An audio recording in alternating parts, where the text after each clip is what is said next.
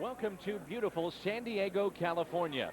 Tonight, the Cardinals begin a 6-game road trip to the Golden State, and it starts next on FSN Midwest.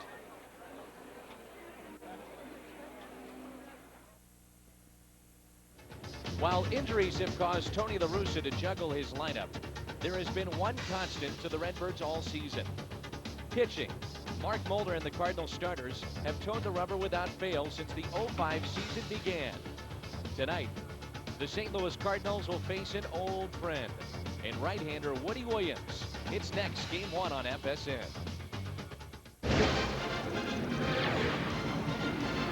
Beautiful night for baseball at Petco Park in San Diego, home to the San Diego Padres. Tonight, Game 1 of a 3-game set, and that is the battery tonight. Phil Nevin goes behind the plate. He's not in Baltimore. He's still with San Diego. Did not get traded, and Woody Williams will get the start for the San Diego Padres. With my partner Al Verbosky, I'm Dan McLaughlin. Great to have you with us. The injury bug has hit the Cardinals, and I remember our first game back from the All-Star break. We got your 3 keys to success. Number 1, injury-free. Stay injury-free, and the Cardinals have not been here in the first couple of weeks. And that was the night that Reggie Sanders were on the disabled list. So we got 4 of our 8 regulars were on the disabled list, but the one thing we've had consistent pitching, and the Cardinals, the only team in the major leagues that have only used their 5 starters. So as long as that continues, we're going to be in pretty good shape.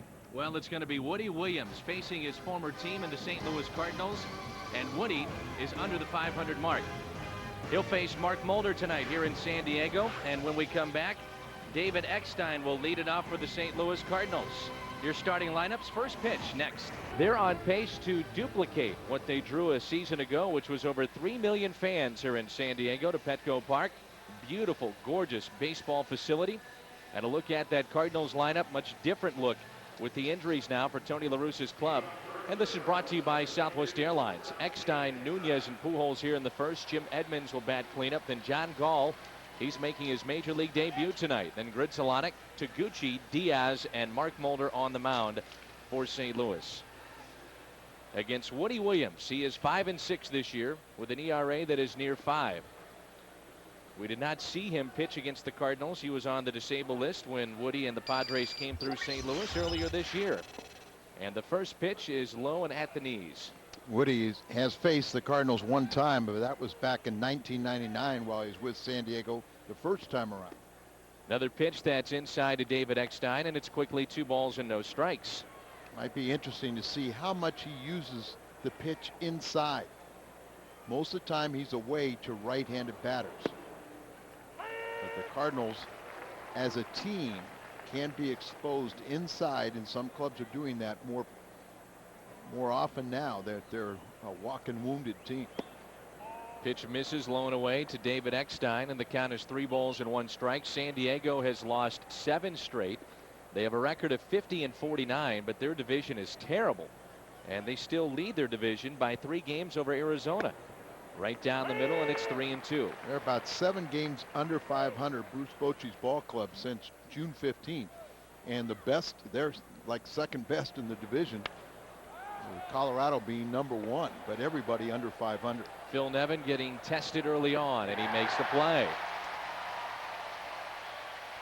Phil Nevin, the catcher tonight, working with Woody Williams. We mentioned his record is below the 500 mark. And this is just his 16th start of the season. His numbers brought to you by Advance Auto Parts. Had that oblique muscle strain again. 9 career starts here, 3-3 ERA, about 3.33 or 3.38 exactly. So Phil Nevin, the catcher tonight, was in a deal for Sidney Ponson of the Baltimore Orioles. And he has 8 teams in his contract where he can say, nope, I just don't want to do it. And he's done it now for the 3rd time. He's exercised that right to stay here with the San Diego Padres. He's making about $11 million. Nunez rips this one into deep right field. That's extra bases. Over to plate is Brian Giles. Nunez is at second base, and he'll stop right there. When he starts at third base, he's hitting close to 350. Abraham Nunez filling in for Scott Rowland. The auto tire defense for the Padres. Eric Young in left, Damian Jackson in center, Brian Giles, you just saw him, he's in right. Joe Randa, newly acquired at third base. Khalil Green, he's a very, very good-looking young player. He's at short. Mark Loretta at second. Xavier Nady at first. And Phil Nevin, as we mentioned, behind the plate. And now here's Albert Pujols. Average at .334, 26 home runs, and 78 RBIs. The one thing that just stood out in the game on Sunday was his front shoulder, Al. He was just flying open on every swing that he took. Well, as we said, a lot of clubs are just giving him an awful lot of soft stuff away. He can adjust, but this one is popped up on the infield. Calling for it is Joe Randa. 2 outs. And it's up to Jim Edmonds. You know how smart Woody Williams, great competitor, but very intelligent. He will exploit weaknesses of most of the Cardinals, but his velocity is down quite a bit, and he really actually has more success against left-handed batters. Of course, Nunez the only guy that reaching, but he's got the cutter that comes in. He's primarily pitches in. He got a cutter, a fastball in, and he's got a breaking ball that he can throw into the lefties and away to right-handed batters.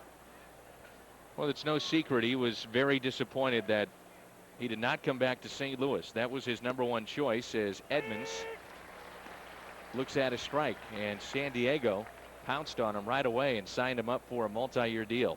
Well, they know what he can do in that clubhouse, how he can be a leader, and they got some good young pitchers here.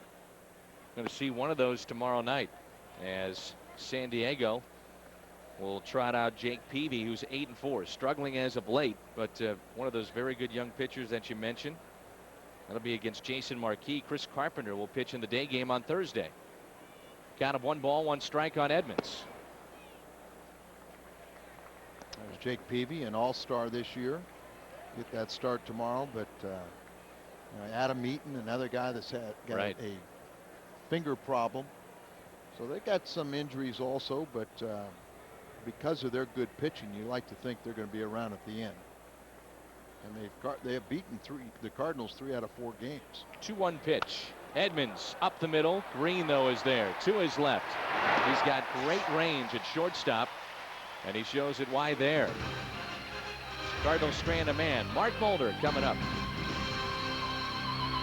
And the Padres in the midst of a season-long 7-game losing streak. They played much better, though, here at home this season. And the lineup is brought to you by Southwest Airlines. It's Young, Loretta, and Giles here in the first. Phil Nevin, the cleanup man. Then Randa, Nady, Green, Jackson, and Woody Williams. Very good hitting pitcher, as we saw in St. Louis. And that lineup brought to you again by Southwest Airlines. And on the mound for the Cardinals, looking for victory number 12 tonight, Mark Mulder. He is 11-5 with a 3.98 ERA. And the first pitch to Eric Young, playing left field tonight, is a strike. The numbers for Mulder brought to you by Rico. The best thing to talk about Mulder is that night ERA at 2.14 while he's 10-1. Cardinals get away from the heat of St. Louis. It's a beautiful night here in San Diego, around 70 degrees. We understand it's going to be cooler tomorrow in St. Louis. It was brutal on that homestand. Up the middle, and that's a leadoff base hit.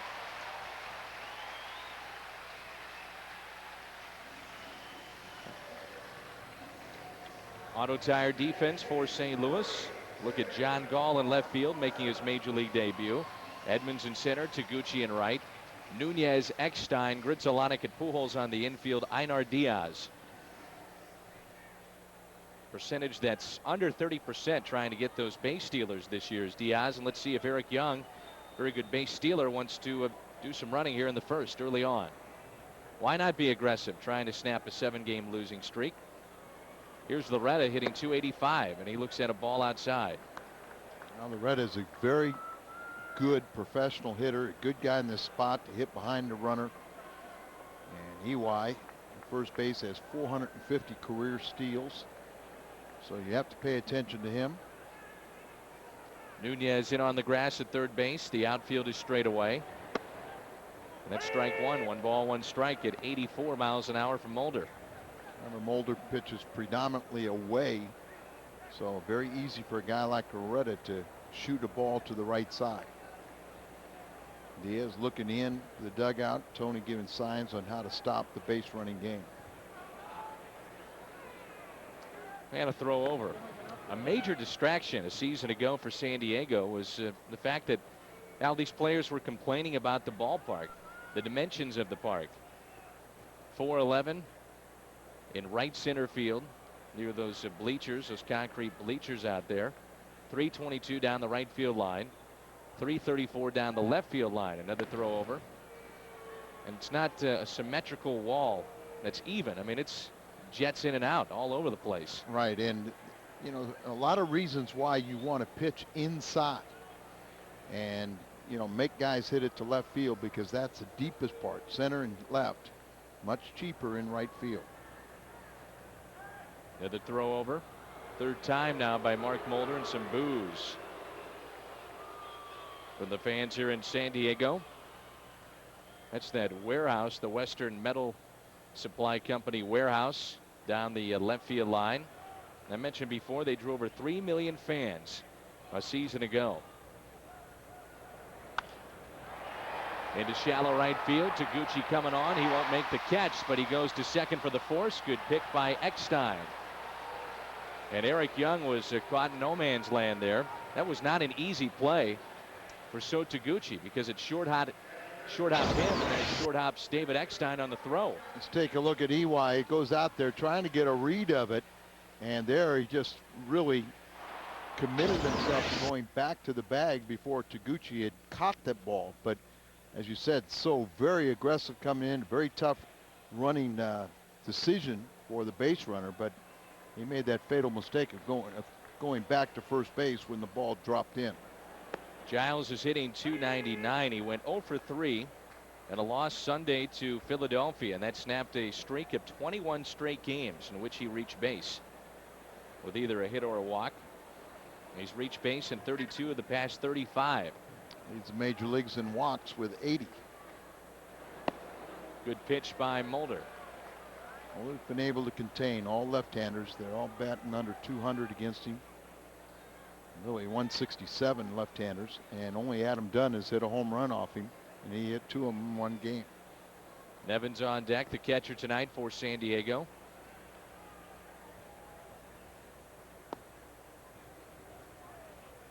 As the players were introduced in the starting lineups, the loudest ovation was for Phil Nevin. And as you walk around downtown San Diego, on many of the billboards and the big posters that are handed out to many of the fans throughout this area, it's Phil Nevin as the poster child of this franchise. We'll explain why the applause tonight. Blocked very nicely there by Diaz, and it's 2-2. As Nevin is back behind the plate, and it's really been about 8 years since he's had any significant time behind the plate. But he's the odd man out. They tried to trade him because they said, you know, you're going to be sitting on the bench. We got Nady, who needs to play first base, or Sweeney. You know, we want you to go in this trade, and you're going to sit on the bench. And he declined. But he went to Bruce Bochy today and said, look, if you need me to catch, because Hernandez needs wrist surgery, he said, I'll do whatever you need me to do. So instead of sulking or pouting, he's saying, I've been a part of this for the last 6 years, hoping to get to postseason play for San Diego, and I want to be a part of it. My family lives here. He's a Southern California kid to begin with, and now he's being the ultimate team player and saying, I'll help you out by playing behind the plate. Began his career with Anaheim as a catcher. Jim Edmonds said he was a pretty good one. Power numbers way down this season, just 9 home runs for Phil Nevin. At one point, it was Ken Griffey Jr. that was headed to San Diego, and Nevin would go to Cincinnati. And he vetoed that one. Obviously vetoed the recent one with Baltimore. And they gave him that clause in his contract, and next season he'll reach 10-5 status. So I think it's about 59 days into next year. Phil Nevin will have ultimate say, and they can't trade him without any, he'd have to okay any trade. 10 years of major league service, 5 in a row with the same team. 1 ball, 1 strike. Nevin's hitting .263 with a runner at first. Pitch misses inside. Bill was #1 draft pick in the country out of Cal State Fullerton.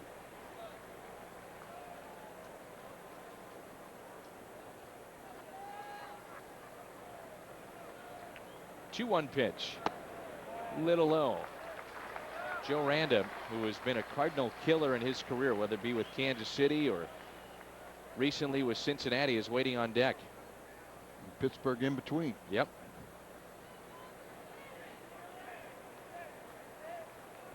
Got a 3 balls, 1 strike.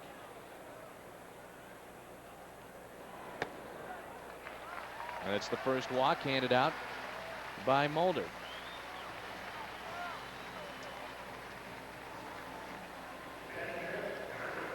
So runners at first and second for Joe Randa, who's hitting .291, 13 homers and 48 RBIs. And when we saw Cincinnati, we knew it was just a matter of time. They were so far out of the race that this guy would be a commodity for somebody to pick up. And now you wonder how many of his former Cincinnati teammates are going to be going elsewhere. Even Ken Griffey Jr. is a name that somebody might take a flyer on. He might do it now because of how productive he is. He's healthy. He's got a lot of money remaining on his contract, but like you said, Al, when healthy, and now he's starting to really come back together and get 100%. You wonder how many years he's got left and how much damage he could do. There it is, 374 in his career against St. Louis. For Joe Randa, 1-0 pitch.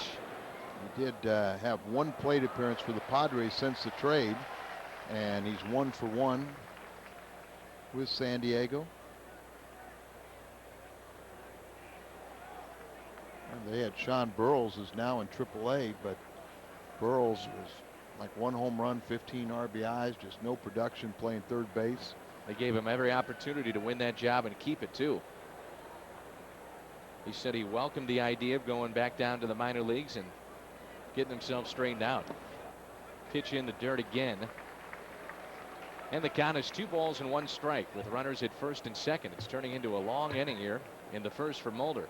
Well, 19 pitches thrown, 10 of them are balls. Padres took 3 of 4 against St. Louis back at Busch Stadium. It was in early May against Tony La Russa's club, but the Cardinals have dominated this series since '99, taken 35 of the 46 contests since 1999. And time is called here by Randa. Nady on deck. If Joe can extend it, they call him the Joker. 2 balls and 1 strike. The next from Mark Mulder. To the plate. Not even close. 3-1.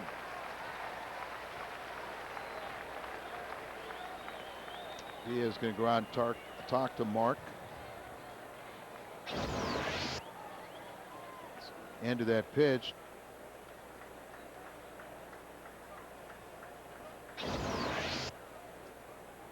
Maybe he picked up something that he saw mechanically with Mulder and wanted to discuss it out on the mound. So the count is 3 balls and 1 strike. Chance here for Joe Randa to do some damage early on.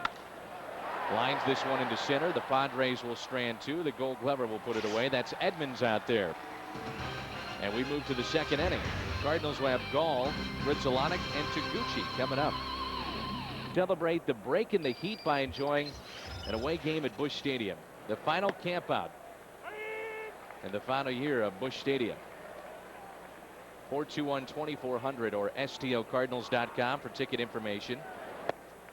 And it's 1 ball, 1 strike on John Gall. Twice he has been the organization's player of the year in the minor leagues.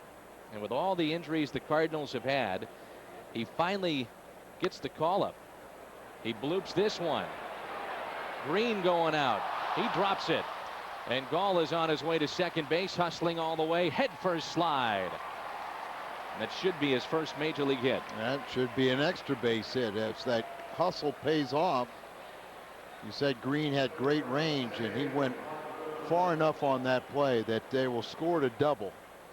Couldn't come up with it. Would have been extraordinary. And you see Oquendo with the ball, and now Reggie has it. Well, I'll tell you what, these veteran guys, as you take a look at the play one more time, EY had the best shot at that ball. An outfielder coming in rather than an infielder trying to make a circus catch over the shoulder. But Larry Walker was counseling Gall, and you see Reggie Sanders talk to these guys. That's a base hit into right field. They're going to hold up John Gall at third. That was smoked off the bat of Gritzolonic. So back-to-back hits to start the second. And an RBI opportunity here for So Taguchi. And John Gall had no chance. He has to hold ground, as this ball just barely is beyond the reach of the first baseman. And so he's got to hold his ground and not get double up on a line drive. So that's why he doesn't score. And Giles does have a pretty good throwing arm. Nobody out. Play a little bit more conservative there. But congratulations, John Gall. And now he's got his first extra base run. Now let's let him have his first run scored. So Taguchi is hitting .356 with runners in scoring position. And a curveball is taken high. Runners at first and third. Chance here for the Cardinals to grab an early lead. At .356 average ranks tops among bench players, and he has not had an RBI since July 5th.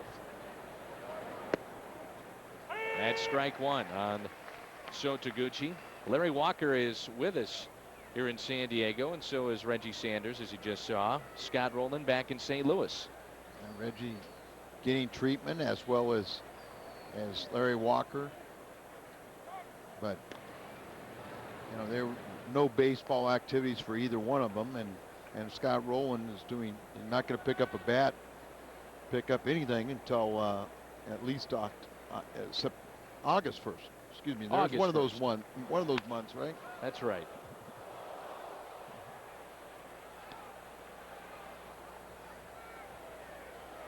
One and two, the count on So Taguchi. Guy could have used his cell phone as a glove, couldn't he? Did he have a cell phone on? I guess so. Didn't like it. Get off that cell phone. I'm up at the dish.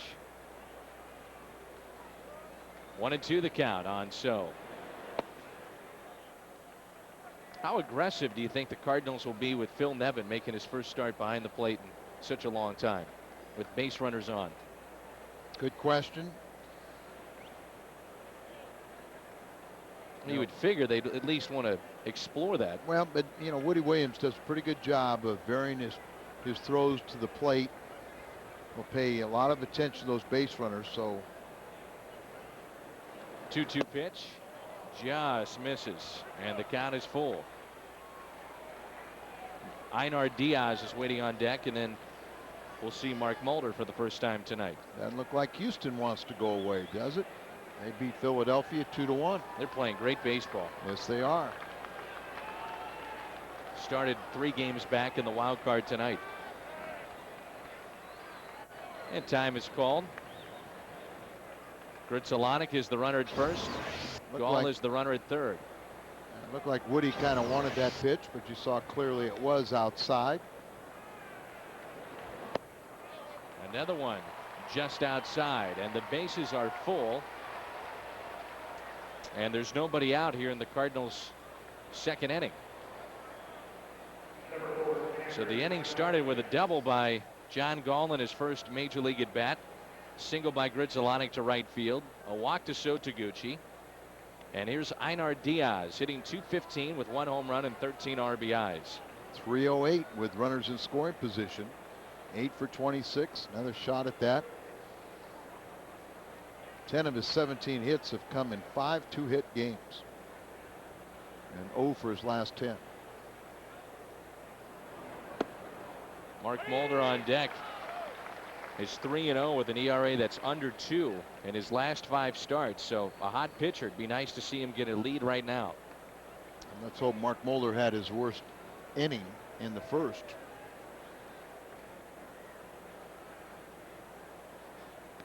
First pitch is strike. The second to Einar Diaz. Misses outside.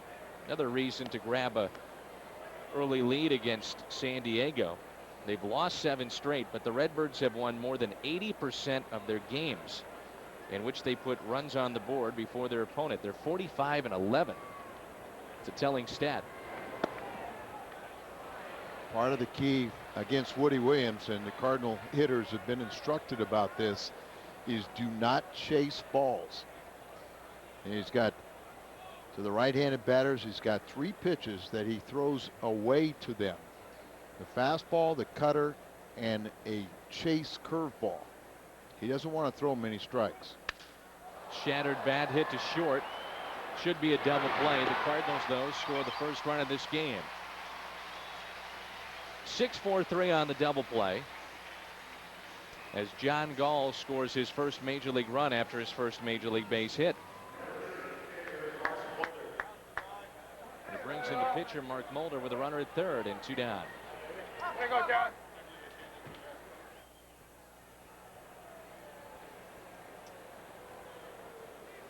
For Zelonic, that runner at third, and here's a chance for Mulder to help himself, hitting just 108. First pitch, a fastball at 89 miles an hour for strike one. Woody got roughed up his last time out. Say his velocity's been down. Any reason as to why it's been down? Well, just, you know, they were 0-6 on that trip, so it just might have been a snowball effect. But they have said he's pitched pretty good other than that game since coming off the disabled list. 2 strikes now on the Cardinal hurler. Woody is the type of pitcher that can pitch with diminished velocity because he can hit his spots and he's such a tough competitor. Mulder caught looking, never swung the bat. Cardinals strand a man. They've left 2 on in the first 2 innings, but they strike first against Woody. It's 1-0 as we move to the bottom of the second. We're getting ready for email the booth. Hey, this is John Reynolds because of St. John Louis. Reynolds, man, he took very good care of us. Yep. Rosary High School. Way to go, buddy. He, you know, Great job. Knucklehead Great job. Productions. Great job. He's a good guy, man. One of the best in the business. Okay, that's out of the way. Now we can go ahead and do the next 2 games and relax. I mean, John is from St. Louis, and the first thing we get is not a handshake, how you doing? It's a litany of people that we have to say hi to. It's unbelievable. He wants us to plug everything for him. No, but we're done. You're on camera. That's a base hit down the right field line. And Nady is thinking too, but Taguchi gets it back in quickly. Nice play by So Taguchi in right. Just goes to show you that if you are very aggressive defensively, come up, spin, and get that ball back into the infield as quick as possible, you can cut off a lot of extra base hits. And that one had double written all over it. And if you misplay it, because those angles down there, it could be a triple or even more. But So played that very aggressively and nicely and holds Nady to a single. This guy has some pop. Here's Khalil Green. This guy does too. Green had 15 home runs a season ago. Tall, lanky shortstop. We mentioned that his defense is very, very good. Well, the one thing about him is they said about a couple weeks ago he was almost the best player, best hitter in the league, but then after that he couldn't even get a foul ball. He's really struggled of late. He's very inconsistent, but when he is right, he is one of the most exciting young players in the game.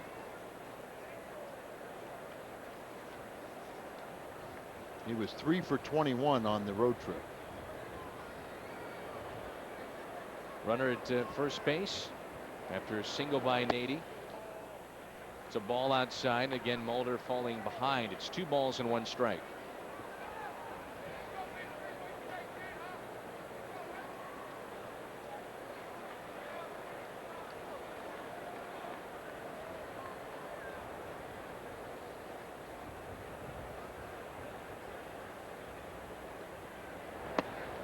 Again outside.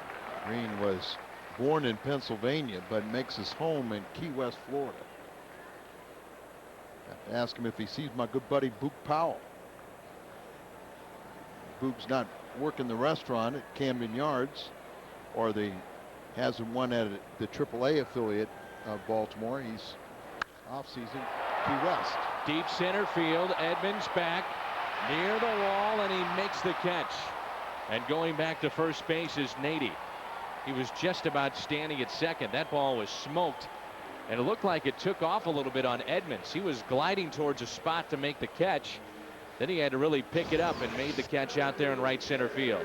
And just kind of ran out of steam up there, and that's a good example of what they say about this field. Last year it used to get these guys so upset, and Nady did go around second base and sort of retraced his steps. He just straddled the bag but had his foot on it. Jim Edmonds, when he comes to a newer ballpark, even if it's a second-year park like Petco, he'll go out there early and throw balls off the wall to see how the ball will react off of certain positions on that wall. And he did it a bunch here in San Diego with all the nooks and crannies they have out there in left center and right center. There's all kinds of areas to deal with, and just trying to get a little bit of a comfort factor out there is tough for Edmonds. Well, it's a sign of why he's a Gold Glover. Damian Jackson's hitting .274. Looks at a strike inside. I know you wish he did this more. Dave Duncan has talked about it, but that pitch right there, pitching inside. It just keeps hitters honest. He's so, you know, when a hitter only has to protect one side of the plate, you know, it really is a disadvantage, you know, to the pitcher. But Mulder this year not as consistent with his command out away. His breaking ball isn't as effective away. So this year it's even more vital for him to come in on batters so they can't dive across the plate and hurt him. 2 strikes now on Jackson. Mulder's been throwing a lot of his split finger pitches, a lot of sinkers, you know, getting the ball down. Remember, there were times this year where that ball got elevated and he got hurt, but remember too, he's 10-1 in night games, and the ERA just over 2. And again, it's tap foul. You know, the Cardinals are 44-18 at night and 18-18 during the day for whatever reason. One of those odd stats. Well, a lot of it is because as good as the Cardinal pitchers are, there's not a lot of power arms, and I think a lot of our guys don't hit as well during the day. So the pitchers, it's easier to see the ball. Most people see the ball better in daylight. Jason Marquis and Jeff Suppan visiting in that Cardinal dugout, and a 2-2 pitch. Hit the third, staying down on it. Nunez for 1. The turn by Grzelcyk, and they get the double play. And Grzelcyk is slow in getting up, but he's fine.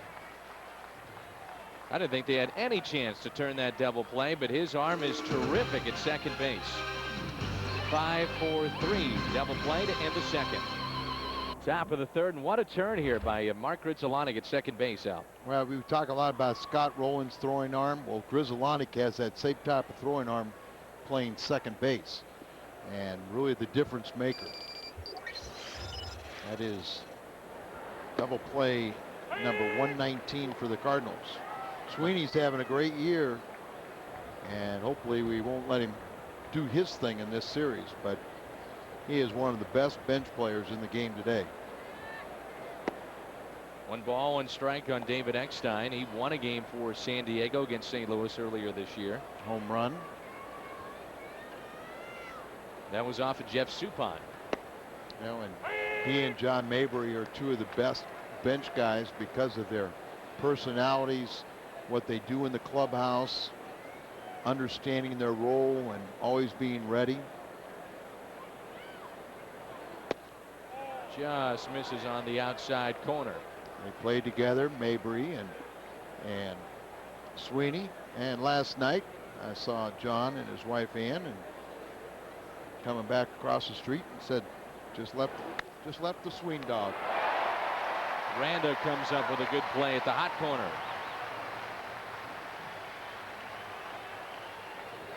First out here in the third. This date in baseball history is brought to you by Schnucks. The Bambino makes his final public appearance at the New York premiere of the Babe Ruth story, July 26, 1948. Curveball upstairs to Nunez. That was the William Bendix version, right? I'll take your word for Not it. not our good buddy John Goodman. No. Played the part quite I well. wonder if we'll see Big John in L.A. 2 balls and no strikes on Nunez, playing third base tonight. Doubled his first time up. 2-1. Finals already in, and Sammy Sosa goes deep for Baltimore. That ties him with Frank Robinson for 5th on the all-time home run list. 586. 586. Sosa forever linked with the steroid controversy in Major League Baseball.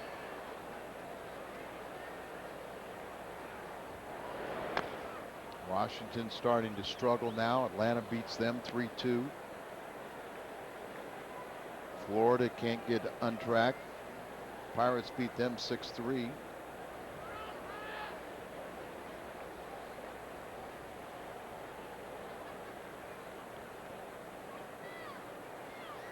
Here's a 3-2 pitch. Hit to short. Backhanded by Green. Shows off the arm. Yankees win again, 4-0 over Minnesota. As Randy Johnson was terrific. He flirted with a no-hitter and just gave up 2 hits in his 8 innings. Pretty good arm there by Green. Yeah, talking about Scott Rowland and Grizzline's throwing arm. Well, there's a pretty good one from short. And here's Albert Pujols. He popped out to third, his first time up. 2 outs, nobody on. These 2 guys were very good friends when they played together in St. Louis. Albert Pujols and Woody Williams. Sometimes why it doesn't pay for pitchers to be friends with hitters. 1 ball, 1 strike. Hitters never have a problem retaliating against their friends, but sometimes the pitcher kind of feels like, oh. Little chopper to short, handled easily by Khalil Green. Pujols is 0 for 2. We move to the bottom of the 3rd. Cardinals lead it 1-0. Woody Williams hitting .280 this season, no homers and 2 RBIs, and the first pitch is a ball outside from Mark Mulder.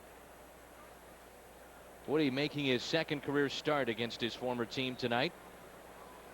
Mentioned that he's 3-1 in his last 6 starts. Hits it down the right field line and out of play.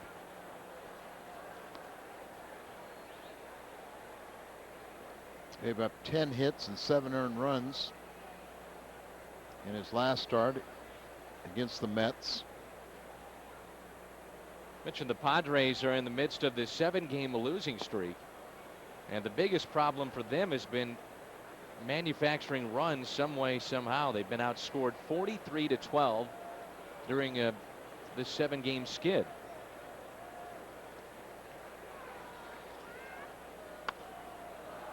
And one of the reasons they're still in first place is you got to look there at Bruce Bochy, is because of what they did in May. They reeled off their best monthly record in franchise history. The Padres were 22-6 in May, but are just 28-43 in all the other months. Right to David Eckstein. And everyone else in the division has struggled of late, and team with the best record is Colorado in the division. So they were so far buried, it just didn't really hurt the Padres at all. Since June 1st, 17-30 and still in first place. Yeah. So, I mean, you know you're living right. And you like to think it's going to get better because they've got some good pitching. Curveball misses outside to Eric Young. He singled back in the first. Padres have stranded 2 so far. They have 2 hits against the Cardinal left-hander. 1-0 pitch. Ewide takes a ball in the dirt. You know, he had 109 receptions as a wide receiver at Rutgers University. 1985 to 1988 he played football. I was kidding him today, saying, when are you going to be a Cardinal? His eyes lit up and said, you know, it almost happened a couple times.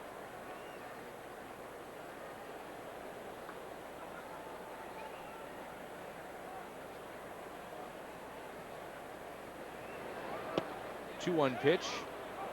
Check swing did not go around. It's 3-1. Eric Young was an important player in the Rockies start their franchise at the first home run in Rockies history. The 3-1 pitch catches the outside corner. Full count.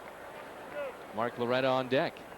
He spent a stint on the disabled list with a separated right shoulder. Here's a 3-2 pitch.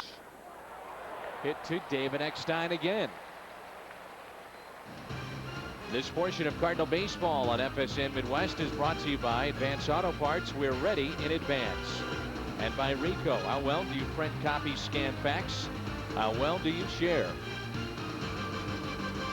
2 line drives and 2 outs. That's the area out in right center field where fans can sit out there, bring a blanket, and enjoy some baseball. You've been coming to San Diego a long time, so you have seen the resurgence of the downtown area, and in particular where we're at. Oh, this unbelievable. ballpark. Unbelievable what's transpired down in this area, and where the Gaslight Square is really a thriving, not only for the locals but for the tourists and everything, and it's done an awful lot for this area. And this, and a day like today, I mean, this is a Chamber of Commerce's dream. Yep. 2-0 pitch. 2-1 on Loretta. Anybody that's ever heard of the weather and say that San Diego has the best weather in the country, they came to San Diego on a day like this. You find out why. It was gorgeous today. 2-2 the count. Another aspect is that breaking ball in under the hands of a right-handed batter. So it's not only the fastball, but getting a breaking ball or changing speeds, you know, keep these guys honest. Full count. See where center field is open. That will be somewhat like the new ballpark in St. Louis. That center field area out there. Right.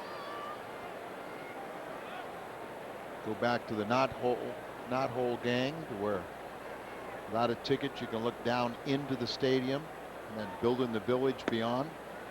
Second walk handed out by Mulder. So a 2-out walk to Mark Loretta, and it brings in Brian Giles. Boston is tied with Tampa Bay 8-8 in their game, but right-hander Matt Clement was struck on the head with a line drive and had to be carried off in that game in a stretcher. And they're not sure, at least initially, how serious it is, but he was immobilized and carried off the field in a stretcher. Before you know, everybody gets worried too, though, is some of these situations like that, you know, you get the backboard and you immobilize them and you do everything. That's an automatic first aid procedure. So let's just hope that's that case rather than a serious injury. The report I'm reading here on the computer, it said line drive hit off the back of his head and the ball wound up all the way on a fly into the outfield. And a run came around to score, and then Tampa Bay would add 5 more, and now they're tied 8-8, but no further word on his condition as he was taken to a nearby hospital. Boy, is that scary. Well, you know, the one thing when you say it deflected that far is to me it means it's more of a glancing blow. If it would have hit him square and dropped right down, I would be more concerned. Who was it a couple of years ago that took it right off the face and was never the same? Remember what I'm talking about? Well, Detroit pitcher was one, but that was more than a few years ago. So I saw a pitcher in the minor leagues that, you know, oh no, he was an outfielder, but he got hit batting right in the face, ended his career. He got gun shy after that, so he turned into a pitcher, and he did make it to the major leagues. Here's a 2-1 pitch. Giles stays away. Nevin on deck, and it's 3-1. Herb Score, a promising left-hander for the Indians, got hit in the eye. Never was the same after that. And You met him as, I think, his last year of broadcasting in Cleveland.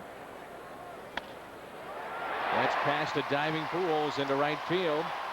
Loretta will stop at second base. Wow.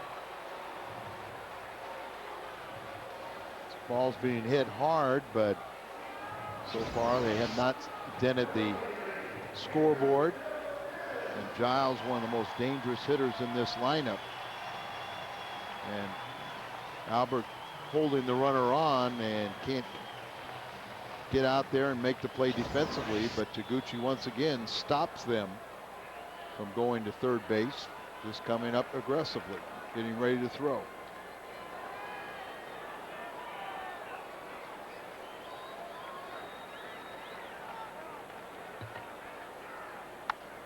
First pitch is hit out of play. Nevin was just 3 for 17 on the recent road trip. He had a strained left oblique muscle. Coming into the ball game tonight, we mentioned that San Diego has only scored 12 runs in the 7-game losing streak. They were 6 for 44 with runners in scoring position. Terrible. Backing up Nunez, he'll race to the bag, and the Padres strand 2, and some boos from the hometown folks. They've stranded 4 so far in the first 3 innings. Coming up for the Cardinals, Edmonds, Gall, and Gridzalonic. St. Louis on top. And welcome back. Joel Goldberg across the street from Petco Park. It's not exactly Wrigley Field and the apartments across the street from Waveland and Sheffield, but there are 2 hotels across the street with rooftop views. Got a nice view of Woody Williams pitching right now. Can't see all the outfield guys, but I will say this. There's a bar up here. If I know the truck has already put in some requests for some waters and Cokes if you guys want anything. Dan, I know you got the baby at home. If you're tired, I can bring back some pillows for you. Great view up here of the city and the stadium. The only bad news, Al, next to a couple Cubs fans. Here's Jim Edmonds, and a pitch misses inside. And it's 2 balls and no strikes. Edmonds, Gall, and Gridzalonic.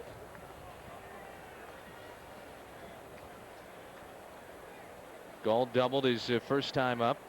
Edmonds grounded out to short.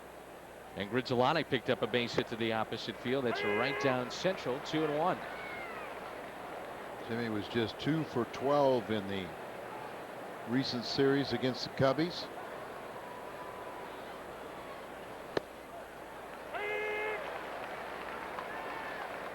Thinking of guys that were hit in the face, you think about Tony Conigliaro too, the Boston Red Sox. Yeah, ended his career for all intents and purposes. Was off to just an unbelievable start, then had the injury, missed considerable amount of time, and actually came back, but wasn't really the same player. Not sure if that was Eddie Fisher or not that hit him. Here's a 3-2 pitch. Edmonds. Oh, diving play by Loretta, and he takes a hit away from Edmonds. Mark Loretta, when he was playing with Milwaukee, he was kind of a part-time player, played about 3 infield positions, but nobody really knew about him. He got traded late in a pennant race to Houston, but ever since he's come here and been an everyday player, he's been an outstanding player and a winning player. And there's a winning play right there. He's a professional hitter, and he plays defense very well. What a play. Here's John Gall. Doubled his first time and scored the lone run tonight for St. Louis. You think about the Cardinals' opening day lineup. Gone is Scott Rowland. Walker is gone. Chance here for Joe Randa. Low throw, and Gall is safe at first. Nady couldn't pick it over there. Walker, Rowland, Sanders, Molina. And the Cardinals, though, do have that luxury of such a big lead in the Central Division. It's at 10.5 games at the start of play tonight. Joe Randa is a very good defensive third baseman, but he slung that ball up there. Nady, who really is more of an outfielder, and a lot of people wonder why Klesko was not playing first base and put Nady out in left field. Randa with his first San Diego error and his 7th overall.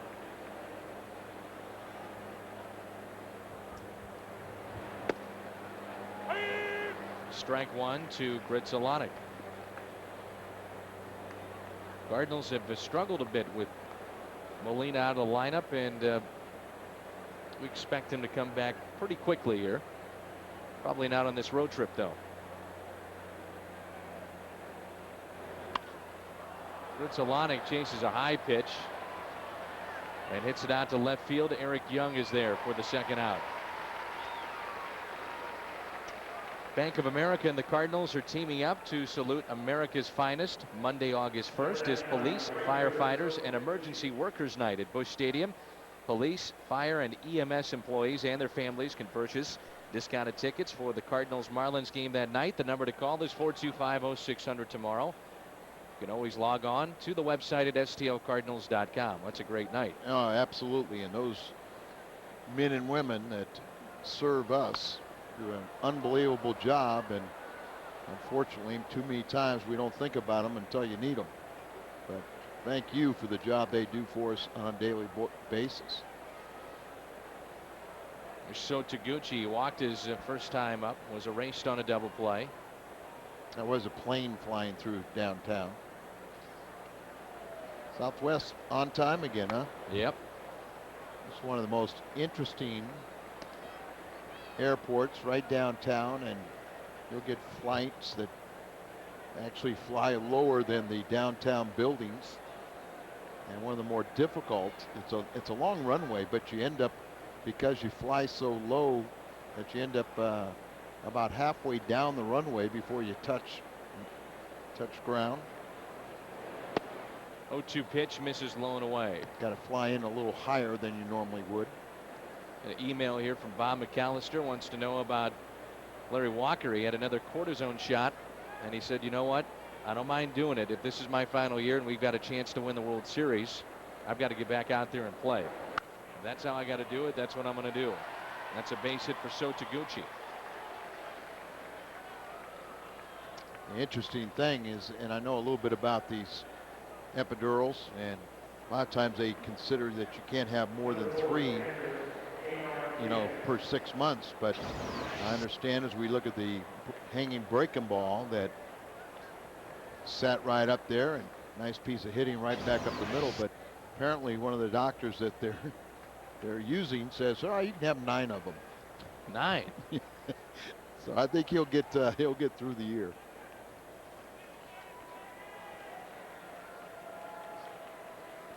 Every expecting mother would love to hook up with that doctor and find out, hey, can you help me along here? First and second with 2 outs. And the batter is Einar Diaz, the number 8 man in this lineup.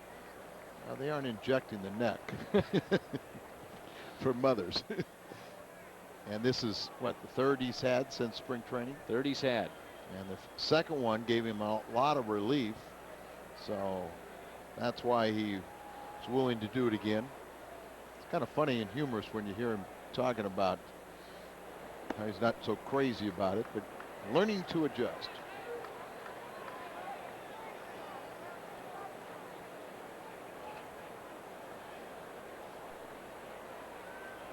He's got the seeds down.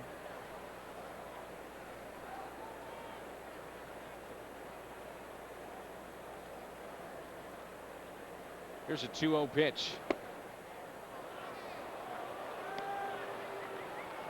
Well, he's gone to 3-0, and you've got the pitcher on deck that never even swung the bat when he struck out against Woody Williams his first time up. David's helping us out on FoxSports.com, the keyword Cardinals booth, telling us about the line drive off of Carl Crawford's bat, Tampa Bay, that hit Matt Clement. And he said replay showed that the liner knocked Clement completely off his feet. He was conscious and alert as he was taken to a nearby hospital for the further evaluation. Scary stuff.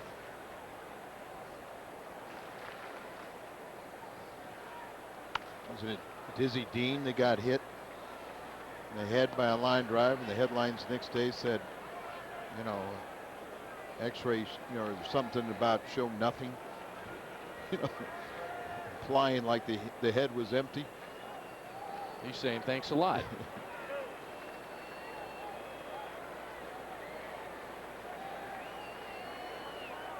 So a 3-2 pitch here. Coming to Einar Diaz with runners at first and second. The Cardinals leading 1-0. There they go. And the pitch is popped up.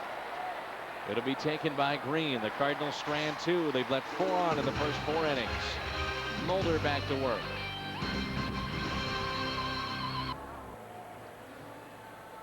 Here's the Aflac trivia question. A look inside that Padres dugout. Who was the first manager of the San Diego Padres? The Aflac trivia question. I think I know. You got this one down. I think. Joe Randa takes a strike. Randa flied to deep center field his first time up. It'll be Randa, Nady, and Green. Quickly, it's 2 strikes. Possible playoff preview tonight between these two teams.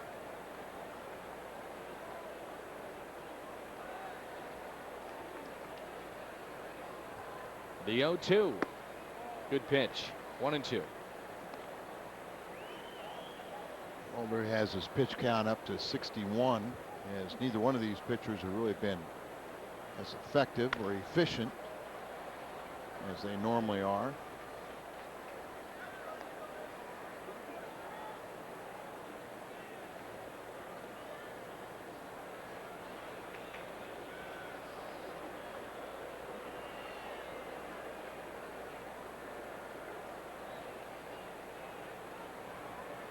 Mark Mulder in one of the starts in St. Louis this past week went through 3 separate jerseys, and then tonight he's pitching in 70-degree weather. This is usually when you feel very, very comfortable and never really bother you. But I mean, he's thrown 64 pitches, 32 balls, 32 strikes. Pitches from that third base side of the rubber, just barely making contact with it. That allows him to get inside a little better. All over the place tonight. The Right. 3-2 is hit foul again. Mulder's coming off a victory in his last start. 7 innings, a 4-2 win against Milwaukee. The start prior to that was a blown save by Isringhausen. Else Mark Mulder very well could have 12 victories coming into tonight's start.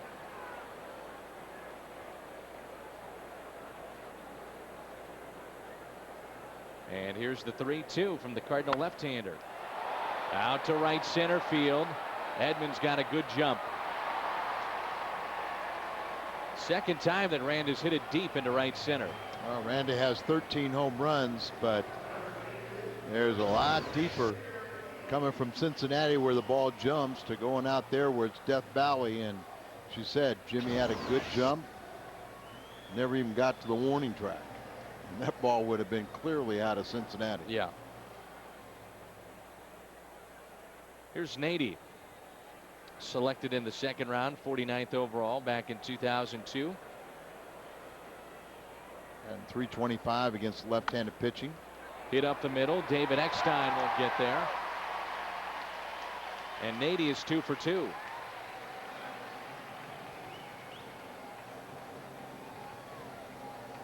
We'll go back to the Aflac trivia question. As Bruce Bochy has been a fixture here in San Diego for quite some time. Who was the first manager of the Friars? Preston Gomez.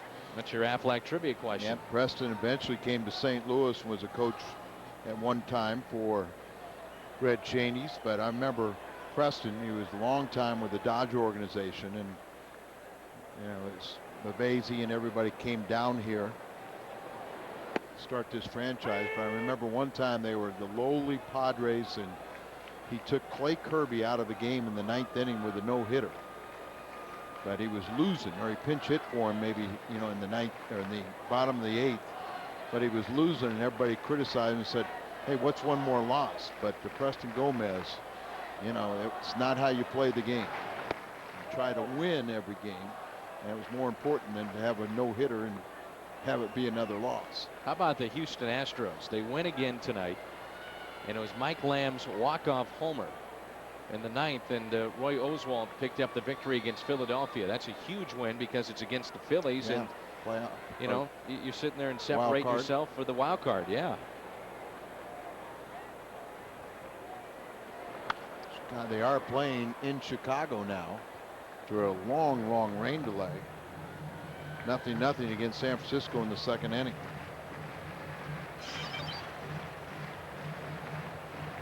With Chicago trying to keep pace in the wild card, you don't really want to double up, double headers. It's easy to lose a double header. It's hard to win one. Houston now 53-47. Eckstein, that's one. Gritzalonic on the first. Not in time as the ball got away from Albert Pujols. Cardinals have turned a double play tonight on a tremendous throw by the Cardinals second baseman Mark Gritzalonic back in the second. So now there's 2 outs, and it brings in Damian Jackson. Wild card now as it stands. Houston 2 back of Washington. They're in a tailspin right now. 3-7 in their last 10. Chicago is 3.5 out. New York 3.5 out, along with the Phillies as well. Florida's still in it at 4.5, and then you've got Milwaukee at 5.5. How about the Brewers at 5.5 games back in the wild card? Actually playing some meaningful baseball for the first time in over a decade. Yeah, I think 12 consecutive losing seasons, but you could see significant improvement the last couple of years, and they're going to get even better as they start getting that whole new crop of young talented players get to the big leagues. At this point, you don't know where the wild card will come from. Of course, last year was the Central with Houston.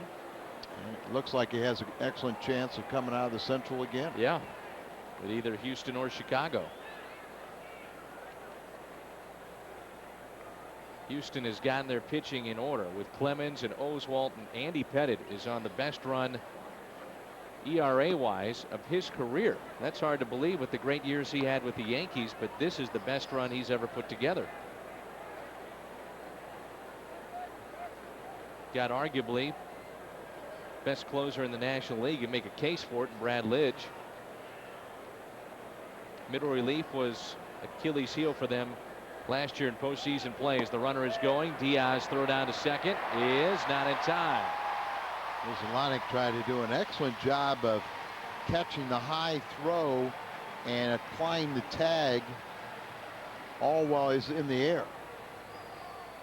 Made that a little closer than it really was. And he did, as Diaz has been throwing better of a high pitch like that. But watch there as he went up to catch it and applies a tag before he comes down on the ground.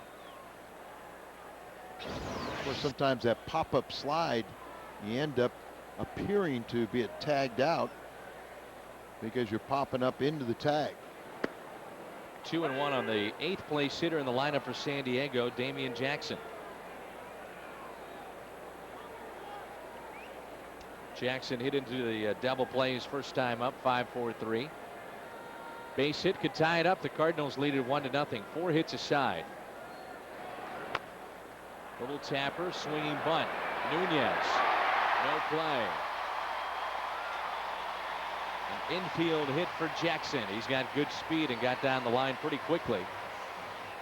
And it's a RBI chance here with 2 down for Woody Williams. Do or die, coming in here, tries to barehand, misconnects, and then you just check the runner, the lead runner, but you don't make a throw. I was more concerned about Woody Williams than I am about Damian Jackson. Yeah. Who got the swinging bunt. Yeah, more times than not, you steal that base and you might be doing the Cardinals a favor, because then first base is open. You pitch around that 8th place hitter to get to the pitcher, but not with Woody Williams. Yeah, I mean, it's like a Jason Marquis, or we all know very well how good of a competitor Woody is and a hitter. First and third. Woody lined out to short his first time up. He was a collegiate shortstop at the University of Houston. And you see, 217 hitter. When you're in the 200s as a pitcher, you're a pretty darn good hitter. Came in hitting .280 this season. That's why you pitch him as a position player and not as a pitcher. No balls and 2 strikes. You know, Nunez came in charging on that play from third. Prior to this season, he had only played 8 career games at third base in the major leagues. Really? That was it. And that's surprising because 8. He has played so effectively, whether it's been, John Mabry or Nunez. Seabold was starting to pick it up. I couldn't believe that. Yeah, because he looks like a natural there. Right. Made plays that assumed, knew Mabry hadn't played a lot, but he's played an excellent third base. And Nunez has done likewise, and that's why when Scott Rowland was appearing to be not healthy and grimacing in pain on certain swings, it just didn't make any sense to leave him out there, because these guys have done such a good job in his absence. To me, it didn't make any sense because the lead was so big too. Sure. He had that luxury. Yeah. Sit him out. Get healthy. Here's a 1-2 pitch. Popped up. Grudzielanek is there. San Diego has stranded 6 in the first 4 innings. Is that tomorrow? I think they report tomorrow. I think so. I know it's right around the corner, if not. Mulder bloops a hit out in center field. And they will train in St. Louis this year. Treat for the fans. Guys can't afford those tickets they were getting driving back and forth from Macomb, right? That's right. Mary writes in on FoxSports.com. I thought Kerry Robinson was part of the San Diego franchise. And Kerry Robinson, the former Cardinal to St. Louis, and was with San Diego a year ago. He was with the Mets during spring training, and I believe he is now with the Atlanta Braves. So he's bouncing around a little bit. Played in 80 games last year with the Padres, and now it's David Eckstein with a runner at first. Cardinals lead it 1-0. A run scored by John Gall on a double play that was hit into by Einar Diaz.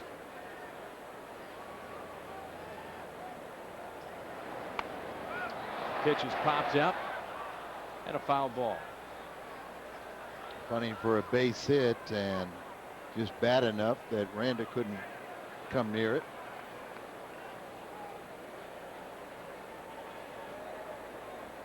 How about the sacrifice or the squeeze he made on our last telecast Friday night? Outstanding. Sent us all home. Second squeeze to win a game this year, the other against Arizona earlier this month, and again he bunts it up in the air. The reason I bring that up is guys that can sacrifice and guys that do things like that. Just sometimes when they're trying to bunt for a base hit, they're over anxious. Or you get a guy that's really good at bunting for a base hit, can't sacrifice. Yep. 0-2 pitch. David Eckstein only misses 4% of the time when he swings the bat. 27 times he swung and missed at over 670 swings. That's unbelievable. Almost about 680 swings now. And he's best when he has 2 strikes, and he's very, very good when it's 0-2. More times than not. Had to get around on that pitch as it exploded in on his hands.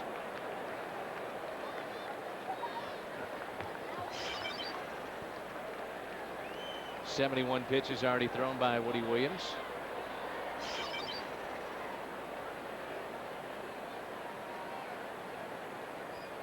Another 0-2 pitch. And a double play ball. 6-4-3 on the double play. Thought Green might take it himself and just step on the bag, but he flipped to Loretta. And there's 2 down. Congratulations to Greg Maddux as he strikes out Omar Vizquel in the 3rd inning of that ball game at Wrigley Field. And it's strikeout number 3,000 for Maddux in his Hall of Fame career.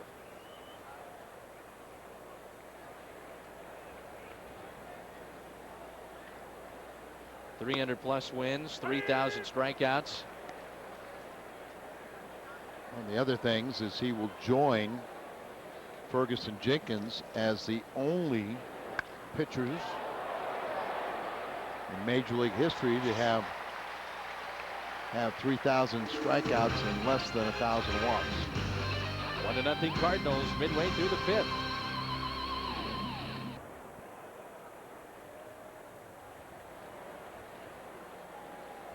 Next televised game will be tomorrow night. Joel will have the pregame show at 8:30. The Cardinals and Padres in game number 2. Eric Young will lead it off for San Diego. 5 hits aside. Cardinals lead it 1-0. That game will be Jason Marquis and Jake Peavy hooking up. Here's an 0-1 pitch. Misses inside. 1 ball, 1 strike.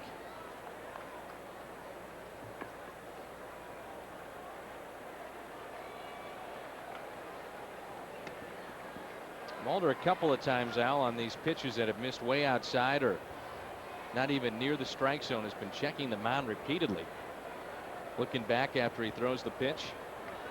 Now this field looks like in just absolutely perfect condition. Young chops it to short. Eckstein on a backhanded play with Albert. I know Jose Oquendo tried to call Phil Finley, Cardinals heads groundkeeper, and said, I'm walking around, this grass looks absolutely stunning and beautiful and gorgeous. And of course we all know that Phil Finley and his staff in St. Louis are as good as anybody in the game, but they have terrible conditions. And the hardest place in the world to grow grass is at Busch Stadium, and they do an excellent job, and they do a little bit of repair work, but nothing can survive in that heat the way the beating St. Louis grass is taking. Look at the golf courses in St. Louis, the conditions they're under, and so Bill and his staff do a great job. But 1-0 pitch. That's a thankless task in St. Louis. they've always had trouble with, the sculpturing, the different arches in the roof of Busch Stadium. Pass Nunez into the corner. Loretta on his way to second base. Very easily could be 2 for 2. That's the second time he's been on with a walk back in the 3rd inning. I remember the first time was that ball that fell in front of Taguchi, but if they got a force out, robbing him from a hit. Breaking ball. He's on the inner half and just hammered down the line. Nunez really didn't have much of a shot. You've got reactionary position at third. Basically, it's 1 step and a dive is what your range is, unless you're Scott Rowland, and then a guy 240 pounds, 6'4", and plays an athletic shortstop at third. Here's Giles, another chance for San Diego with a runner in scoring position. Email from Allen asking about Scott Rowland. Will he go to Memphis or somewhere to make a rehab assignment? And if and when he comes back, depending on the time, the AAA season could be over. Right. Good point, because they're kind of looking at September 1st as the best opportunity, and usually that they're over in the late August or even first week of September. So I think he would have this time around. A ball and a strike on Giles, who is 1 for 2 with a strikeout. It has been a struggle tonight for Mark Mulder. He's not allowed a run. He's given up 6 hits, but been behind in the count an awful lot and gone deep into counts. He'll be close to 100 pitches when this 5th inning is over. But the cool California air really invigorates you, especially after what we experienced in St. Louis. Check swing did not go around. Didn't mention the umpires tonight. That was a look at Terry Kraft down at third. Ted Barrett is behind home plate. Alfonso Marquez at first and Kevin Kelly at second. Who's at second?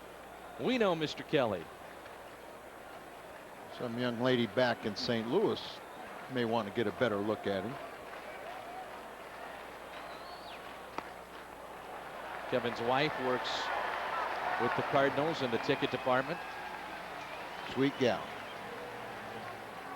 And it's a walk handed out to Giles, and that's the 3rd walk handed out by the Cardinal Mark Mulder. Speed variance tonight, 91 the highest, 66 the lowest. The real story is 91 pitches right now, 48 strikes, 43 balls. It's been a struggle, but it's how good he can be. It's a struggle when he's on the good plus side of a 1-0 game.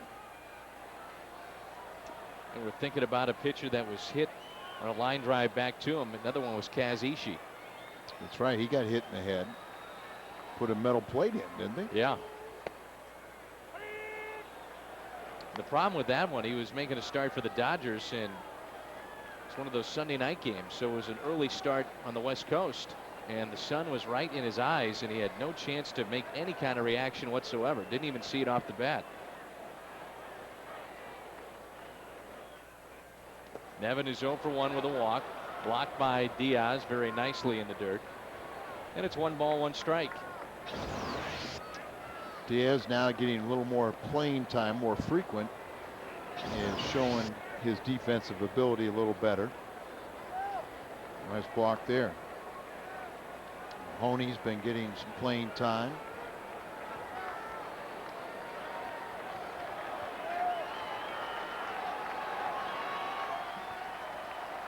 One ball, 1 strike.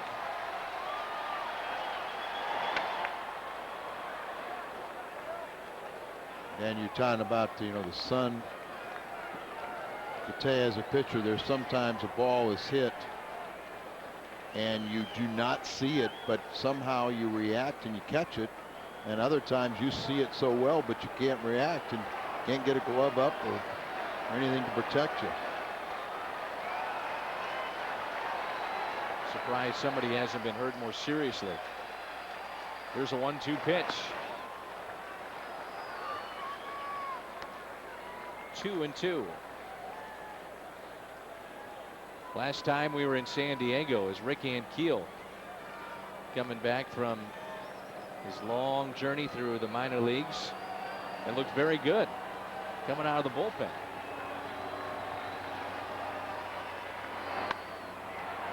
Hit to short. Second, first, double play. How about that one? The second double play turned by the Cardinals tonight. A backhanded play by Eckstein, and again Grudzielanek with a terrific turn and a pick by Pujols at first. Stood out for both sides, and a little help from our cameraman down there has been the defense. Edmonds a couple of good plays in right center. Joe Randa taking a hit away from David Eckstein. The Cardinals have turned 2 double plays, thanks in part to the arm by Grudzielanek. Khalil Green a great play. Mark Loretta very nice play. And again another double play. There's the second of the 2 and the pick by Albert at first base. And San Diego, Al, has stranded 7 runners tonight. And repeatedly they've had runners in scoring position against Mulder. That's one of the big stories too. And one of the stories, they haven't been able to get that clutch hit, which is a trend through their losing streak. Albert unloads into deep left center field. And it is gone. It's 2-0 Cardinals. His 27th home run and his 79th RBI. I was almost ready to say he had been in a little bit of a funk. And then he just crushes that pitch to make it 2-0 against his former teammate Woody Williams. Well, if you would have said he would have been in a funk, it would have been correct. He was 0 for 12. But there you see a ball in the inner half, and some hitters have complained about it's tough to hit this ball out. Well, not for the best, and that's Albert. Look at these guys. Oh, they wanted to see how far that would go. That's 402 to the wall in that right there, and that reached the second deck. So you're saying it was pretty well hit? It was legit. How about that? Legit. Thing was crushed. It's only the 14th home run that Woody has allowed. And the 27th for Albert Pujols. Edmonds pops it up left side. Randa will give it a look, and it's out of play. As the Padres here on the West Coast are sinking, a team that has turned into just an unbelievable story in the American League are the Oakland A's. How far they have come. And despite the struggles here in San Diego, Bruce Bochy has seen his team stay in first place somehow, some way. But Oakland's been unbelievable. Not only could you see them winning the wild card, but how about the West? They might be able to do that. Yeah, they were what, I think 15 games under 500 at one point, maybe even a little more. Only 5 back of Anaheim. Anaheim lost today, and Oakland is 1-0 losing, but time to recover. Danny Aaron has picked it up for him. Barry Zito has been very good as Edmonds breaks his bat. Cardinals said goodbye to this man, Woody Williams, and said hello to Mark Mulder, the former Athletic. It was tough for Woody to leave St. Louis. Did not want to leave. Now he's kind of disappointed. One, he knew they weren't going to pick up his option, but disappointed he had to read about it or have the writers tell him about it. The baseball writers' dinner was basically a salute to Woody and Mike Matheny. Standing ovation for those two, and everybody that got up to receive an award mentioned those two, it seemed like. Count is even, 2-2 on Edmonds. Ground ball hit to first, taken by Nady. First out here in the top of the 6th. And the Cardinals, picked up Woody Williams. Essentially, San Diego said, just go ahead and take him. The Cardinals unloaded Ray Lankford, and one of the most lopsided deals for Walt Jocketty in his tenure in St. Louis. You want to hear a joke? They estimated Pujols' home run at 418. That's a line shot for John Gall, and his second hit in his major league debut tonight. John was a career 300 hitter, just slightly under that in the minor leagues. One thing they knew is he could swing the bat.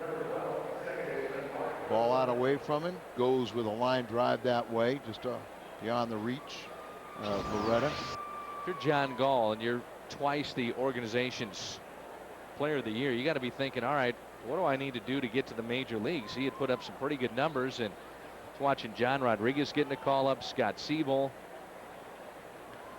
and he was getting bypassed every single time, a hanging breaking ball, and Woody got away with it. Well, you could understand. Remember, Gall was a first baseman, then they started moving the outfield to see if he could handle that. And he's not the most gifted defensively, and the Cardinals so defense conscious. You could see how Rodriguez was on fire, and the fact that he could play all 3 outfield positions, so he had to have the skill to play center. But John Gall, I asked him, how disappointed were you last year after the big season and didn't get a call up? And he said, well, I was disappointed, but the one thing that I think is impressive about it, he struck out just 25 times in 281 at bats for Memphis. So he's a contact hitter, lifetime .297 batter in 5 professional seasons. Here's an 0-2 pitch right down the middle and smoked into left field by Gritzolanek. A mistake there by Woody, and that's the second hit tonight for Mark. Back-to-back hits for the Cardinals, and 3 very hard hit balls in this inning against Woody Williams. And there you see right down the middle, absolutely down the middle. Terrell, or Bosley's the pitching coach. Darren Bosley. He was in their minor league system a long time. Never heard of him. So runners at first and second with 1 out. Cardinals about hit the Padres 8-6. And lead it 2-0. Albert Pujols with a home run to start this inning. And Einar Diaz back in the second with the bases loaded, nobody out, hit into a double play to score John Gall. No activity in the Padres bullpen yet. The batter is Sho Taguchi. He looks at a strike. Woody Williams made some huge starts for the Cardinals regular season play, and then of course last year in postseason play. Game 1 and all 3 of the levels of postseason play. Taguchi with a base hit into right field. Gall being waved in. Giles' throw to the plate is cut off. And it's 3-0 Cardinals. Throw Safe. back to third, safe there. Taguchi safe at first, and listen to these boos. Well, they had John Gall. In my mind, they had him Absolutely. dead out at home plate, but Nady playing first base. He's really an outfielder. He thought he had an out in front of him, and so he elected to go to second base, and then they messed that up. But John Gall, look at all the time. You don't even see John Gall in your picture. So he was dead at home plate. Then they had Taguchi trapped, but Green went to third base to try and get the lead man, and he was able to get back in, Grizzolonic, and so they end up with nobody. The fourth hit of the inning, and the Cardinals have already played it 2. Runners at the corners against Woody, and still only 1 out. 4 hits in this inning. That's the first RBI for Taguchi since July 5th. If Mark Mulder gets 4 runs of support in his career, he's 73-8. 1 run away. Chance here for Diaz. Runner is going on a hit and run, and it's hit out of play.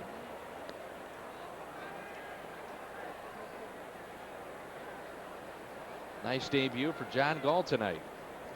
2 for 3. He's been on base a 3rd time on an error. So 2 runs scored. and remember, he is only 27 years of age. So Rodriguez is 27.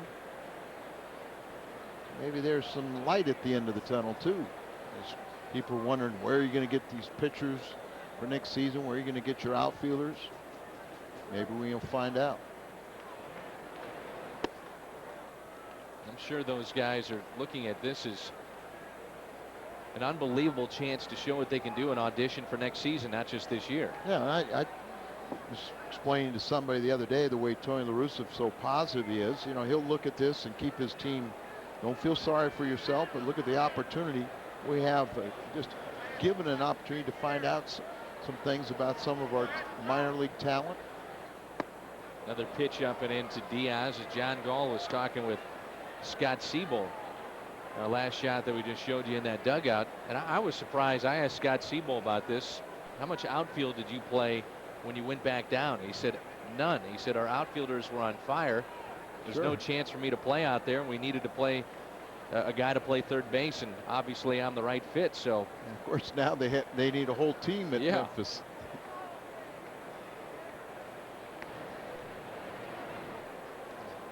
Siebel left the first time. Their offense, he was such a big part of their offense, and then I'm sure once they got Rodriguez, he started fulfilling that role as the real offensive weapon.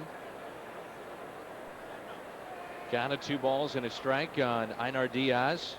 Runners at first and third. The squeeze is on, and Diaz gets it down. 4-0 Cardinals. Another squeeze play from Tony La Russa, executed perfectly by his players. Einar gets it down. 4-0 Cardinals. Well, we talked about it. If you get the bunt down, it doesn't even have to be a real good one. But if that runner doesn't give it away and the batter doesn't square too soon, it's so tough to defense.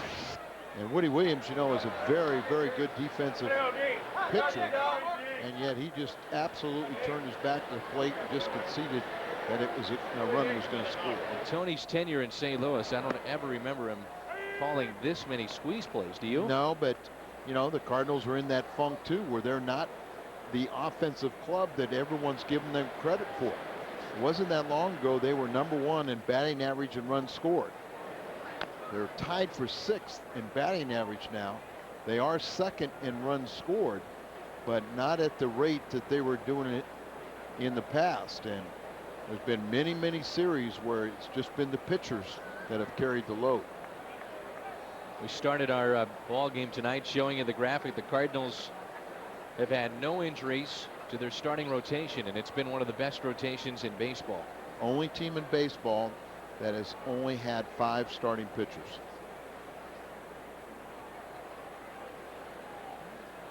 And the Cardinals had all that injury-free problems last year too with that rotation, which included Woody Williams and a banged-up Matt Morris. Then obviously at the end, Chris Carpenter got hurt. Huge difference in postseason play. And you know that Dave Duncan and Tony La Russa are never going to injure the pitcher. Hit to short. The Cardinals strand a man, but here in this inning they pick up 3, and it started on one swing of the bat by Mr. Pujols, a no-doubter. Long ball to the small ball. Einar Diaz with the squeeze play laid down perfectly as Porcelanic scored to make it 4-0. Brought to you by Budweiser. Again, we're back here in San Diego, California tomorrow night. 8:30 with Cardinals tonight, as the Redbirds will take on the Padres in game number 2. Jason Marquis 9-7 against Jake Peavy. He's 8-4. Play-by-play tomorrow at 9. And then we've got afternoon baseball on Thursday. 2:35 will be the game time back home in St. Louis. Backing into the fire station just up the street from Petco here in San Diego. And it's strike 1 on Joe Randa. It'd be Randa, Nady, and Green. I thought that might be the Padres bullpen. Getting them fired up. No, just explosive. So hopefully the Cardinals can score more runs off the bullpen. 4-0 St. Louis.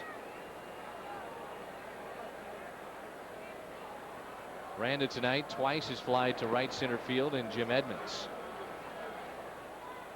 2 balls and a strike. And just finding out how big this ballpark is. Sure is. He's had 2. The first one for sure would have been out of Cincinnati. There's another one. That's not a replay.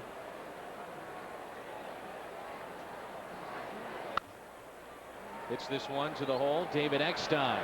Long throw, out of time. Infield hit for Randa. David did everything he could and made a nice play. This copyrighted telecast is presented by authority of the St. Louis Cardinals LLC and may not be reproduced or retransmitted in any form. And the accounts and descriptions of the game may not be disseminated without the express written consent of the St. Louis Cardinals LLC.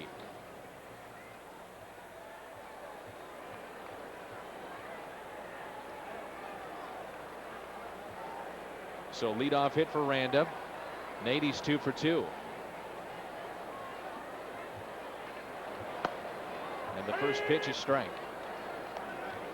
Let's see what Mulder can do against Nady, now ahead in the count. He has been behind on just about everybody tonight. I'm Dan McLaughlin alongside of Al Raboski here in San Diego. Glad you're with us.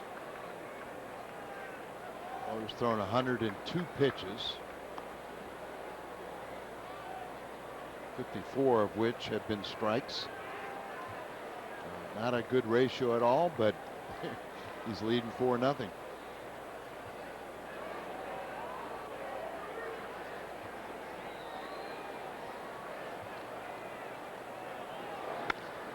That is smoked out to center field. Edmonds back. Jimmy can't get it. And it's off the wall. Randa being waved in. Now they're going to stop him at third. Unbelievable.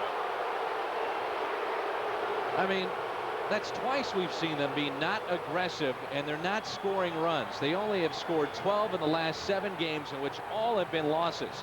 And then you think about when John Gall scored, the one that they cut off going to the plate when they were on defense. Down and away and just over the reach of Edmonds. You know what happens a lot of times is when you are not scoring runs, you get very defensive and you're paranoid that you're going to have somebody thrown out the plate. So with nobody out, it's almost like Rob Picholo saying, you got to walk home.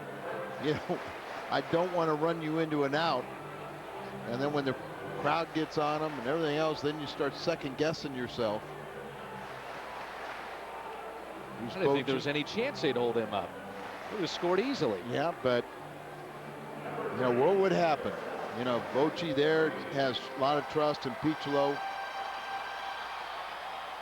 Cal Eldred is thrown in the bullpen.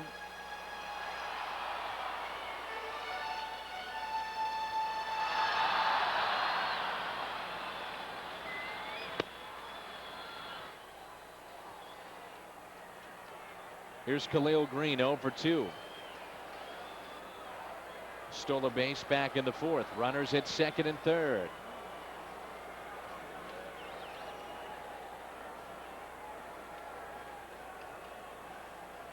We're in the 6th. Chance here for San Diego. First pitch is strike. Padres coming into this inning had left 7 runners on, and a bunch of times they've had runners in scoring position.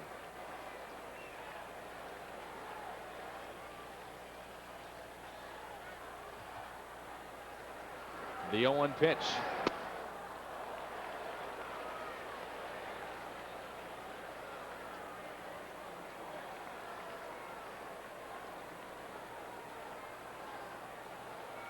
One of those times where you need a pop-up, or now that you've got 2 strikes, you need to put them away via the strikeout.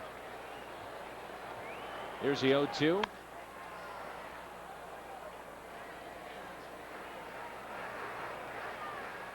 To an extent, I can see not bringing him in because you do have Khalil Green, a guy that can drive the baseball, and nobody out, but you leave that little crack open for Mark Mulder to try to pitch out of a jam. Oh, absolutely. But that's what I'm saying, though, when you get a little gun shy when you're having trouble scoring runs, and you want to make sure you pick the right spot. You don't want to make a mistake. And a lot of times that's when you stop being aggressive, you make mistakes. The 0-2 pitch is lined into center. 1 run in. They're going to hold up that runner wisely with Edmonds coming up and ready to gun it back home. So a mistake there by Mulder, and now that's 3 consecutive hits to start this 6th inning. Let's go pitch by pitch. He got pitch 1 strike over there, and that was a pretty good pitch. Then he comes in and he gets him to chase the pitch out away. 0-2. Then a pretty good pitch coming in, a splitter, and then fouls, he has it out there and just left it 0-2 pitch up and out where he could reach it and hit it back up the middle. Pitch by pitch brought to you by your Mid-America Chevrolet dealers. Padres on the board. It's now 4-1. Runners at 1st and 3rd.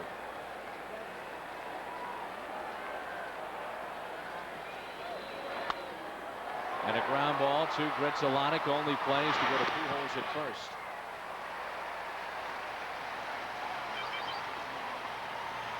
That cuts the lead in half. It's now 4-2. We're going to see a pinch hitter here. Jeff Blum, the former Astro. RBI for Jackson, number 20 this season, and it's 4-2 here in the 6th.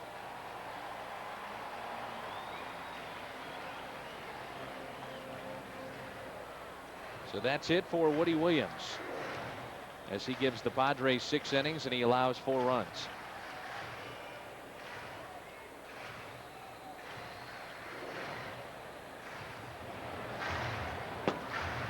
Quantrill is getting loose.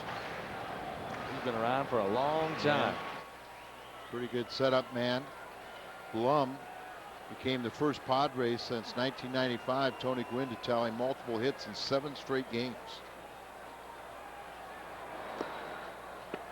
Tony Gwynn, the coach at San Diego State. You'll see him around the ballpark every once in a while. Tony, I asked Tony there, you see his number 19, retired number here. I asked him about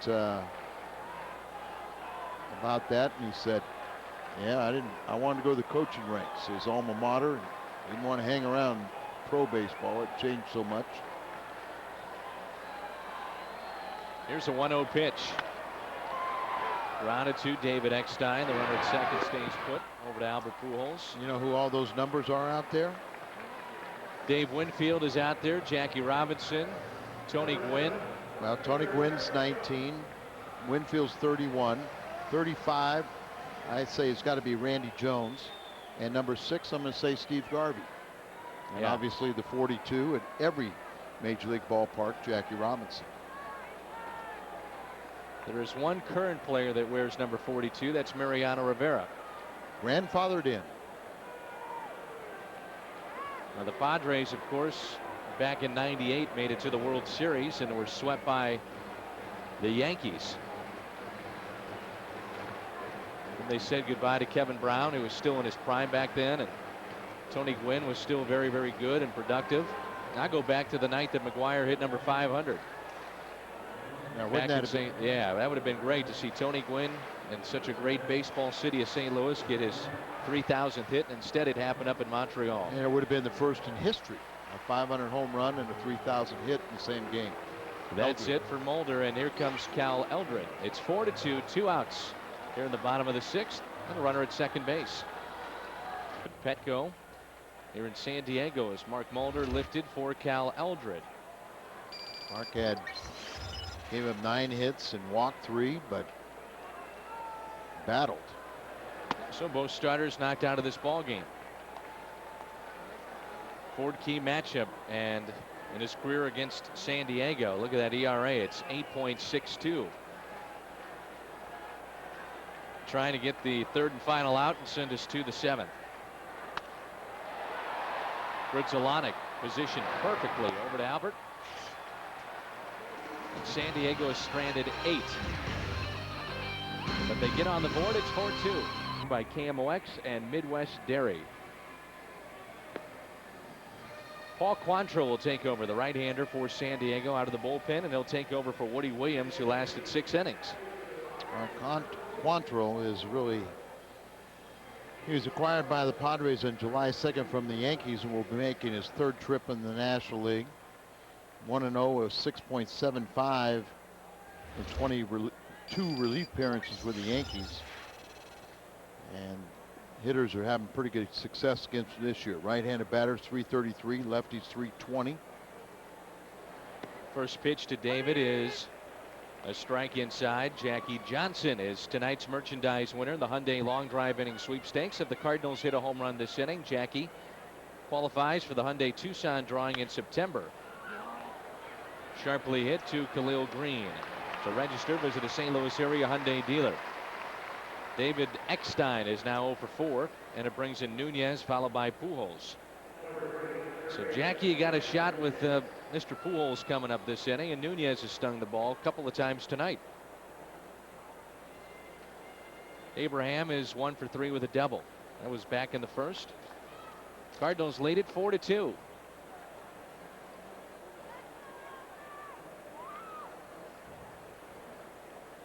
I don't know about you, but I love this ballpark. I've walked around it and taken in some of the city around it and the streets and what they've got going on, and it's fantastic.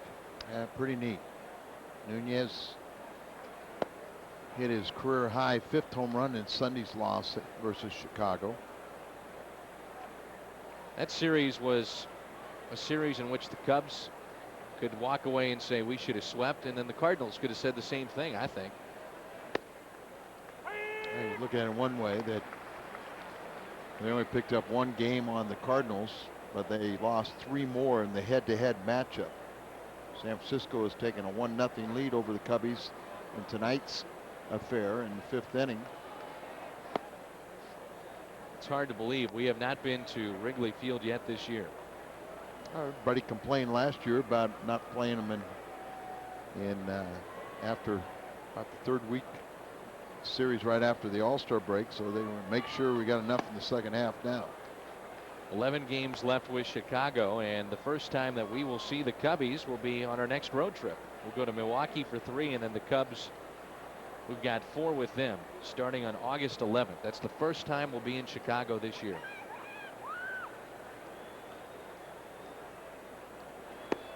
A swing and a miss on a 3-2 pitch. 2 up, 2 down, and it brings in Pujols.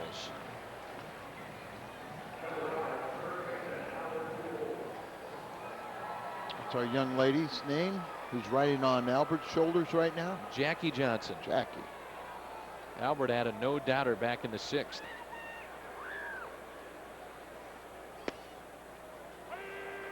And Pujols digs in the box. It's like he's glaring back at the pitcher. Come on and challenge me. He's one of 3 players to reach 500 career home runs in his first 4 seasons. Will Albert's name be synonymous with the other 2, Joe DiMaggio and San Diego Ted Williams, San Diego's very own? 0-2 the count on Albert.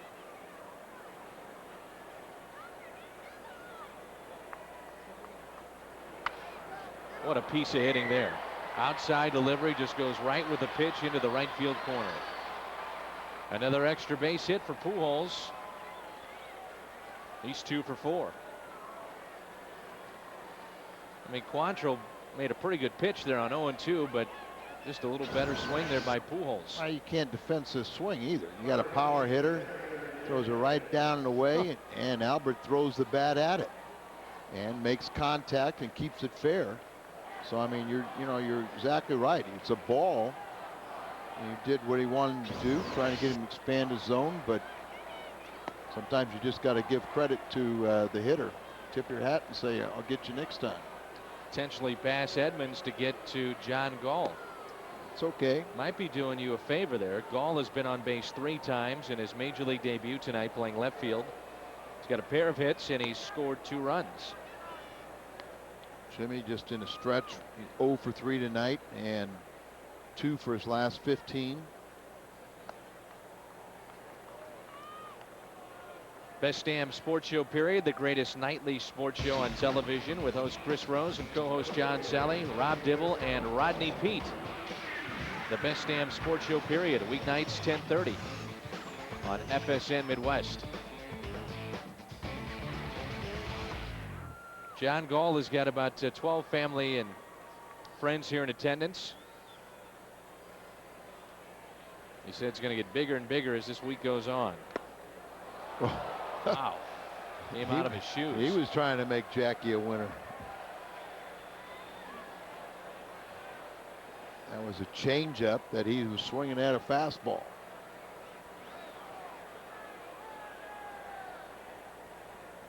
Runners at first and second with 2 down. 4-2 Cardinals. Pitch just misses inside. 1-1. John from the northern part of the state, so he thinks he'll have a lot more people coming down for the Dodgers series. A little closer. He almost fell over on that first swing. Well, he's looking fastball and got a changeup. Remember, it's talked about how he doesn't strike out much, makes contact, and he's taken a couple pitches inside and has a count in his favor now. Got 2 balls, 1 strike.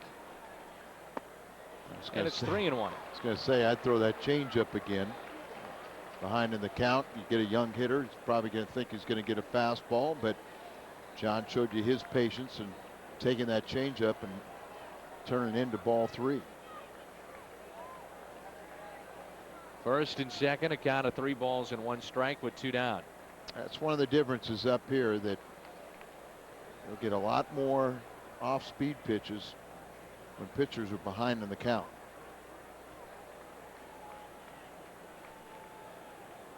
Here's a 3-1 pitch, and Gall pulls it to third. This should do it. He'll tag the runner out. That's Albert. And it's time to stretch here in San Diego. The Padres will have Loretta, Giles, and Nevin coming up. They trail 4-2 in game number 1. Cal Eldred stays in this ball game. He got the final out last inning, and he will be pitching right here to Mark Loretta. Loretta is 1 for 2 on the night. Also has reached base on a walk. Just come back to the active roster in the past week, and they missed him. And quickly it's 2-0. 36,659 in attendance tonight. Nice sized crowd for a team that's lost 7 in a row and struggling a little bit, but they still have the lead in the West. When we first saw them in St. Louis, and they were playing very good baseball back then, I don't know how you felt, but I looked at them as being a team to watch out for. No, I felt that they were the team to beat in the Western Division. Bruce Bochy had a lot of pitching. He had some good professional hitters and a nice mix of youth and veteran players. So I mean, I really thought that they were the best. And I know when they took 3 out of 4 against the Cardinals, some of the fans were kind of wondering what was going on, and I was saying, hey, Padres are a good ball club. Up and into Loretta, and it's 3-1. Randy Flores getting loose in the Cardinal bullpen, the left-hander. Cardinals bullpen is situated down the right field line and in the field of play, where San Diego bullpen is out in left center field. Numbers on Flores. Randy is ready if needed for Giles, the on deck hitter. Speaking of left-handers, you see where Baltimore tried to send down Steve Klein? No, I did not. Refused that assignment. Made more friends.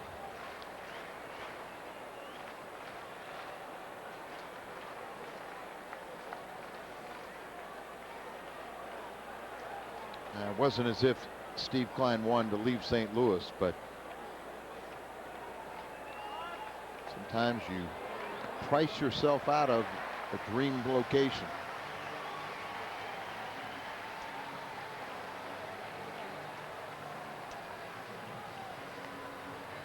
Certainly not happy with that. And they'll make a pitching change, and I'm sure Flores will come in now. Tavares starting to get ready behind Randy. So Eldred got the only man that he saw back in the 6th inning, descended to the 7th. This is going to be a double switch for Tony La Russa. And that was Eric Young that Eldred first saw, and it was a ground out to Grzelcyk, and he stranded a man in scoring position. So Randy Flores will come into the ball game. Third pitcher used by St. Louis. We've seen Mulder, Eldred, and now Flores, and that's a look at John Rodriguez. So that ankle must be feeling a little bit better. He's going to be part of the double switch. We'll tell you all about it when we come back. Part of the double switch for St. Louis comes in to face Giles. Cardinals now getting a right-hander loose in the bullpen, and John Rodriguez the other half of that double switch. So Rodriguez goes into the 9th spot in the Cardinals lineup. He'll be due up 4th, and Flores takes the spot that was occupied by John Gall. John Gall made a nice major league debut, and Tony has 2 left fielders to choose from now. And Giles looks at a first pitch strike at 89 miles an hour. Left-handed batters are batting just 149 against Randy Flores. Giles brought to San Diego, traded away by Pittsburgh. Trade that really has worked out for both teams. San Diego gave up Oliver Perez, one of the top young lefties in baseball, and Jason Bay, all-star this year. Yeah, there's good trade. A couple of young players that'll be around a long time. Giles has been a run producer. And Pittsburgh has given up on Kendall, Giles, Aramis Ramirez, all motivated by Jason Schmidt, all motivated. Chris Benson for financial reasons.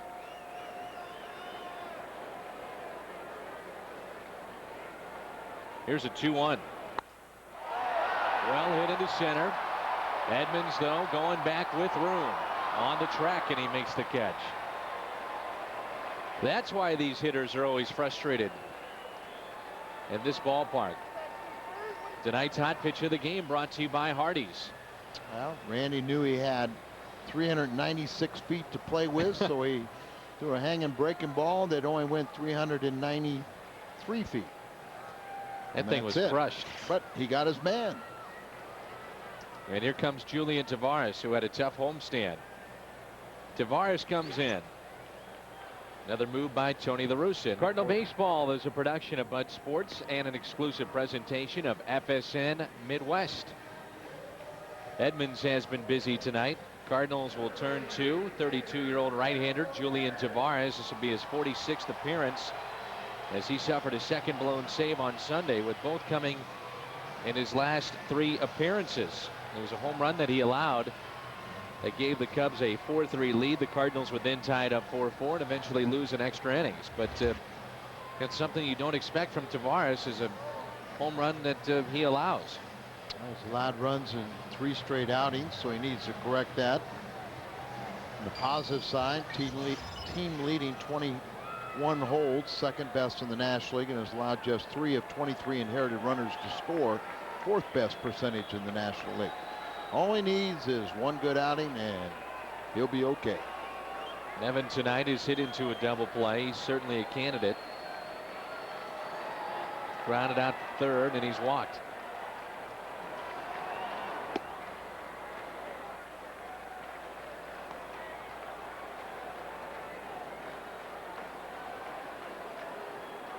Pitches thrown the last 7 days by Julian. Only 7 on Sunday.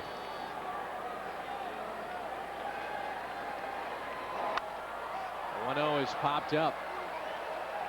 Diaz gets rid of the mask and makes the catch. How about the hustle from Albert Pujols, standing right next to him when that catch was made. Just in case he was going to go back and step on the mask, Pujols was there to take it away. Let's check in with Joel. Well, Dan, Joe Randa's making his Petco Park debut in the shadows of all the Phil Nevin hoopla, but he's at home facing the Cardinals, his 5th series against the Redbirds this year. He told me he loves playing against the Cardinals because of their professionalism. Randa's only complaint, he says his former Royals teammate Jeff Suppan keeps avoiding him. Soup has yet to face the Reds this year, and his start this week comes Saturday in L.A. I'd love to face the Cardinals too, with the kind of numbers that Randa's put up in his career and again this year. He's near a 400 hitter against St. Louis. First pitch catches the outside corner, no balls and a strike. Hit .289 in 92 games for the Reds this year.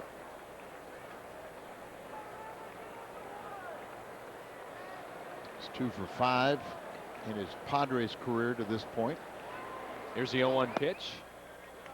And a rare 7th inning stint here for Tavares. More times than not, it's the 8th inning and trying to get it to Isringhausen. And we'll see if he gets the 8th inning or if they pass that on.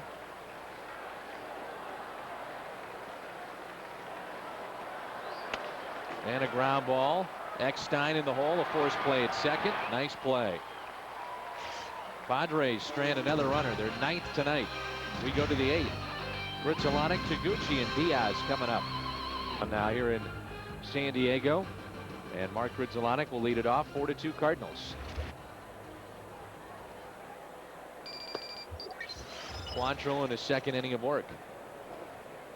If the Cardinals can hold on, it'll be a loss charged to Woody Williams. He allowed the 4 runs, and a win for Mark Mulder. The bullpen owns Mulder one.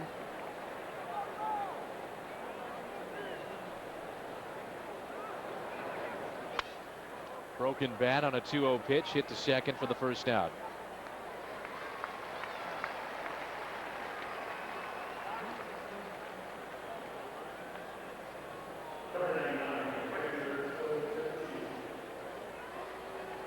I was talking about this earlier, Al, the fact that you see on the right, that's Sean Burroughs. The picture of Burroughs and Ryan Klesko on the left, who's not in the lineup this evening. It's also a huge billboard of Phil Nevin. So guys they're promoting aren't the most popular. One's demoted. Yeah, are not very popular at this point as Phil Nevin, as you heard the boos as we went to break. Phil, you know, you put a hero button on him for volunteering to go behind the plate and catch after they turned down a trade. Said he wouldn't go to Baltimore, but he's not come through in the clutch today. Say that for the entire Padres team tonight. And it's been their problem of late.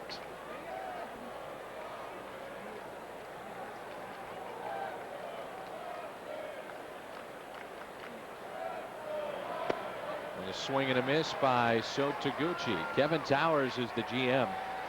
He, along with Walt Jocketty, are very, very good friends.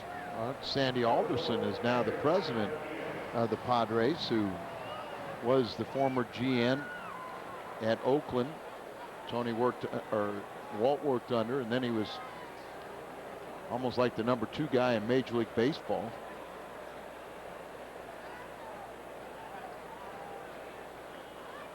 We're talking about the Pirates last inning. Mark Cuban is thinking about buying that team, trying to. Lifted out and left, and the Cardinals go 1-2-3.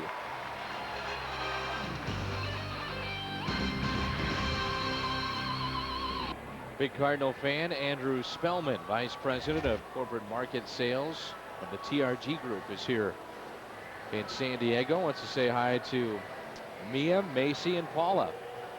So Dad's in town doing well here in San Diego. Well, the Cardinals historically have always had a great road contingent, and even people have moved away from the Midwest, still maintain their Cardinal affiliation. But man, if you ever get any chance to come out here, enjoy this type of weather we're having right now and see this nice facility. Of course, next year we're going to be bragging about our own. Yep. Here's Nady. He'll lead it off.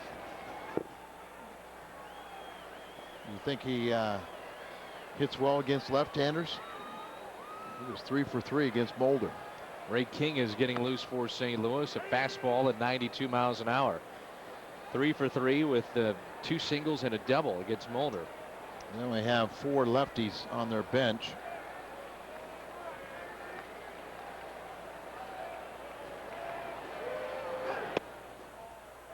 Tavares came into the 7th with 1 on and 1 out, and got the final 2 outs. Flores saw 1 man. That was Brian Giles. He fly to deep center. Cal Eldred went a third of an inning, and the 1-1 pitch as Mulder lasted 5 2/3. A one pinch hit for Nady or Green, but Jackson will probably be pinch hit for Quantrill. So Tony's got Ray King down there if needed. And Mark Sweeney on the bench. Dave Roberts. Klesko and Fick. The only right-hander is Hernandez, their catcher, who saying that he needs wrist surgery. And Fick has a problem throwing the ball. He's got a little hiccup and never been a good thrower, so that's why Nevin is catching. Dave Roberts, a guy that would be called on to probably pinch run more than anything. Look what he did in the postseason last year with the Red Sox. Yeah, he can play center field. Of course, Bochy, good guy. 3-2 pitch misses outside, so the tying run will come to the plate. Well, that's got to drive Tony crazy. Eldred walked the first man in the 7th inning, and now a leadoff walk here in the 8th. That's not good in a close ball game. Ray King has stopped throwing. He's just standing on the mound down there in the bullpen. He's ready to roll. And he only needs about 3 pitches to begin with, and he's already had those and more. So hopefully Green will hit into a double play. Sit in 2-1 tonight. As an RBI single. That was back in the 6th. Jackson on deck.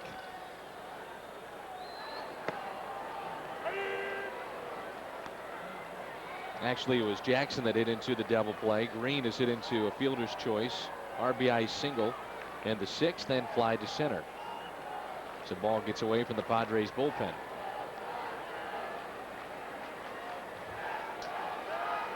How does that ball get on the field? I could see the Cardinals getting the ball on the field with the way that their bullpen is situated, but not the Padres.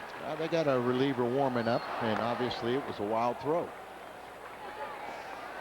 I was thinking how to get on the field without the guy warming up, but then I saw him.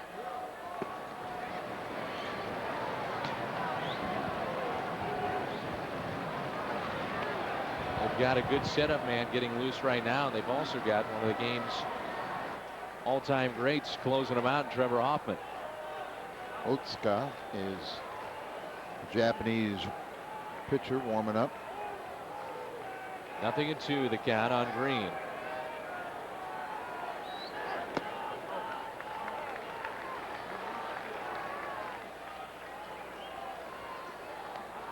And Trevor Hoffman comes into the game. It's blaring AC/DC.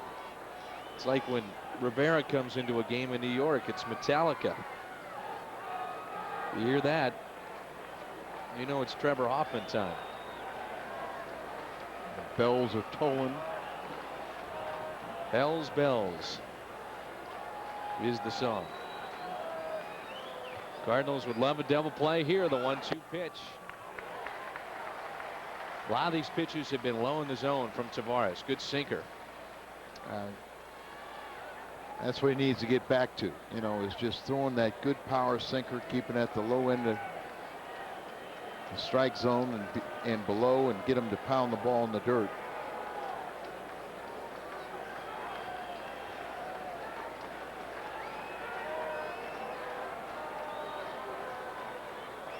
Two-two pitch. Another foul ball. Ramirez hit a breaking ball on him, and the book is they were not to throw strikes with the breaking ball to Ramirez. He would chase the ball off the strikes, out of the strike zone, and just didn't break enough. Didn't Right. get on the outer half.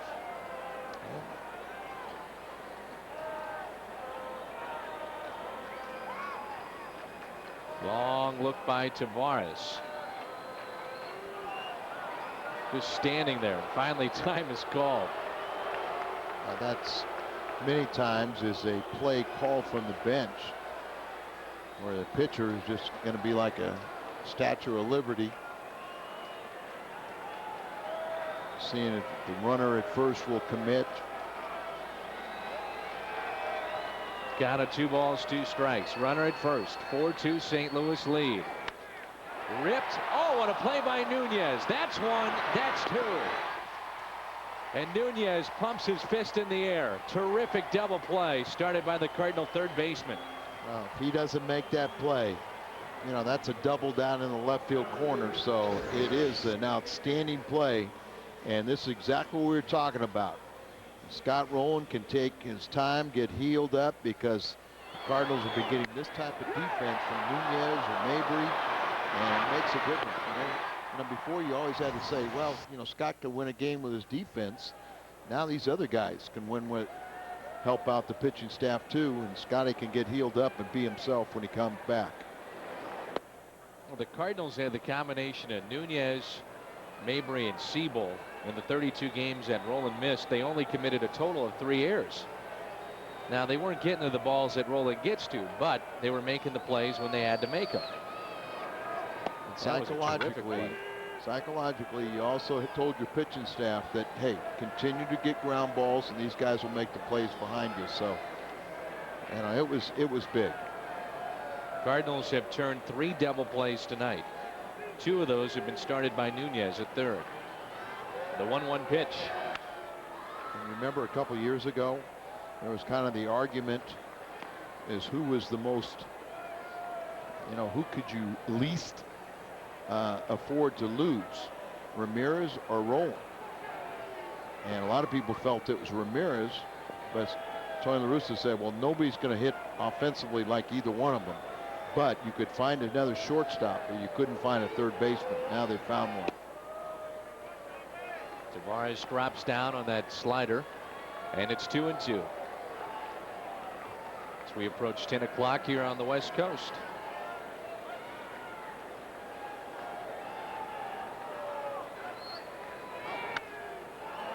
Little blooper out to right center. Edmonds dives, and he won't get there. Great effort though by Jimmy.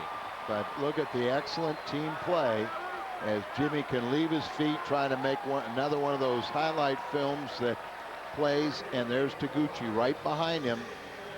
So it was a definite risk, you know, that was minimized by the great effort of Jim Edmonds, but also knowing his right fielder was going to be right there, so it wasn't going to cost him an extra base. And Dave Duncan is out to the mound. You'll see a pinch hitter here for San Diego. That's going to be Klesko. So the Cardinals will counter with Ray King. Edmonds slow to get up out there in center. Duncan makes the pitching change. And Ray King will try it in from the Cardinal bullpen and try to get that final out here in the 8th. Well, don't forget, we're back at it again tomorrow. Game 2 of this 3-game series between the Cardinals and the Padres will come your way at 8:30, 9 o'clock with the play-by-play. Cardinals trying to hold on here. It's 4-2. They're 4 outs away, and this is a key out right now. And Ryan Klesko, with a runner at first, he is the tying run at the plate. Ray King will come in. This will be his 50th appearance, a record of 2-2. Has only allowed 2 home runs this season. And the Cardinals have used Mulder, Eldred, Flores, Tavares, and now Ray King. And Ray is Tied for 9th in the National League in inherited runners allowed to score. Only 7 of 35. And he's tied for 10th with his holds at 12, trying to get number 13. Klesko usually 273 average against Ray King. That's a lot better than most. Tavares goes an inning and a third. On one pitch, it's popped up. Diaz will give it a look, and it's out of play. Breaking ball right off the end of the bat. Ryan Klesko, a season ago, his numbers were way down because of the shoulder problems that he was having. Really couldn't drive the baseball, but it's been a different story this year. He's been a little better. And last year he only hit 9 home runs. Eric Young on deck if Klesko can extend the inning. Big out here. 0-1 pitch from King. Slider misses outside. Ray got off to a little bit of a rough start to start the second half, but he's getting ground balls. Just base hits were allowed.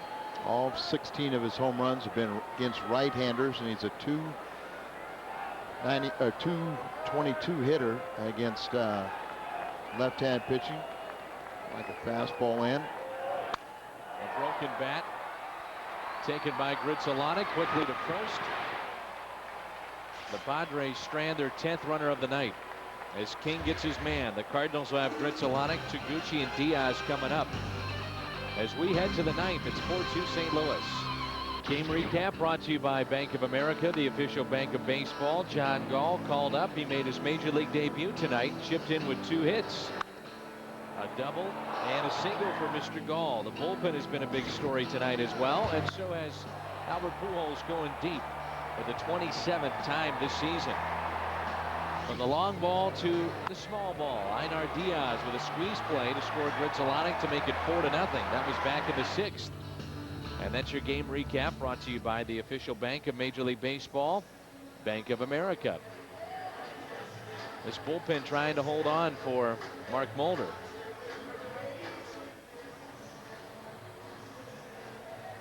Was that a smile I saw from Tony? That could have been. Looked like he was smiling a bit down there, Al.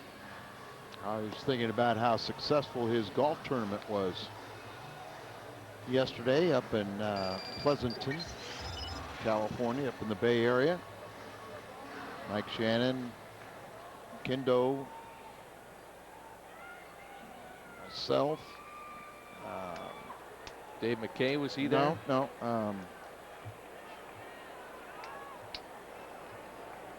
Look at your book. Joe Patini. Al, he's been part of our staff for years now. I know, but I mean, you know, he's little. Here's John Rodriguez. We got to travel after the game Sunday night. Got to the hotel at 3:30 in the morning. Your normal time, and we're wide awake by then. Got up at 7:30, my normal time of getting up. Had a great time. 1 ball, 1 strike on Rodriguez, part of a double switch 2 innings ago. And we'll see the top of the order, Eckstein and Nunez, if anybody can reach Mr. Pujols. It's an odd delivery by this right-hander. See almost double clutches or double pumps. Touches the glove again before he delivers. Yeah, anytime you can do something that's a little different or deceptive, throws off the timing of hitters.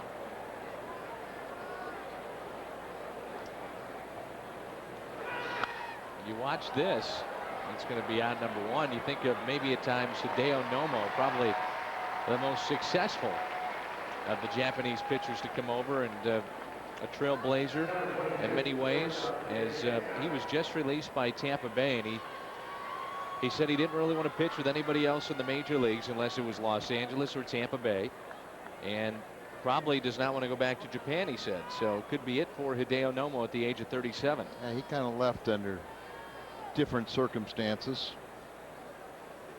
Otsuka was, he's been a Buffalo and a Dragon and now a Padre. wearing Hideo Nomo's number 16. It was a career 188 ERA at Petco Park in 58 games. Eckstein into deep left field. Does it have enough? No. Taken there by Eric Young for out number 2 here in the top of the 9th. Let's check in with Brent Stover. After the game on MSR, an interview with tonight's star of the game, Mark Grudzielanik's impact with the Cards, and why does Mike Martz always seem to be on the hot seat? That and more after the game, but now back to Dan and Al, guys. Wells Fargo Bank. Their symbol.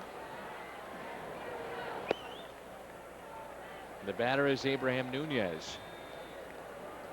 Nunez tonight 1 for 4 with a double. Average at an even 300 as we play here in the top of the 9th. It's 4-2 St. Louis. Hopefully that wasn't a live shot of a covered wagon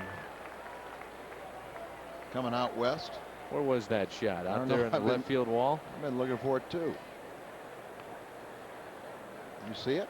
Yeah, up right next to the 358 Oh, I sign. see it now. 1-1 pitch. 2-1.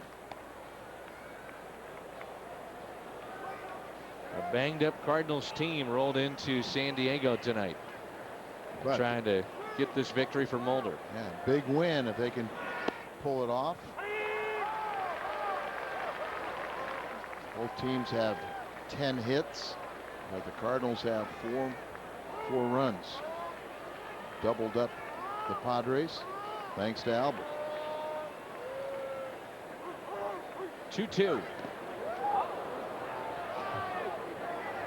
By the way, let's give Phil Nevin some credit. First time he's been behind home plate in years, and he's done a good job. He caught one game last year. I mean, but it looked like it was just a portion of a game. But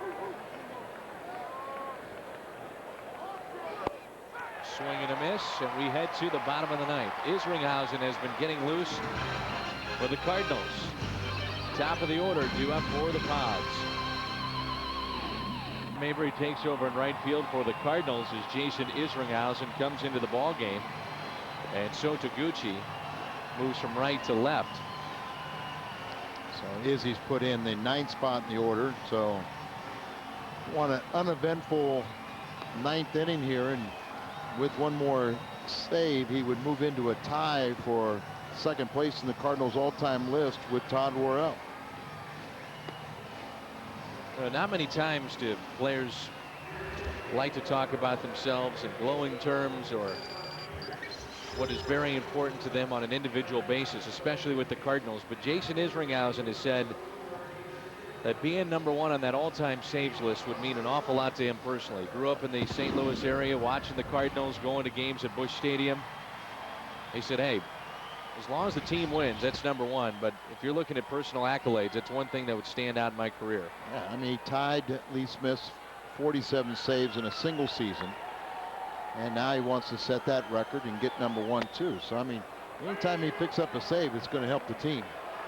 So he's dependent upon his teammates to put him in that position, and then he's got his job to do, just like this 2-run lead, get this first man and go 1, 2, 3. 6 for 13 is Young against the Cardinal closer.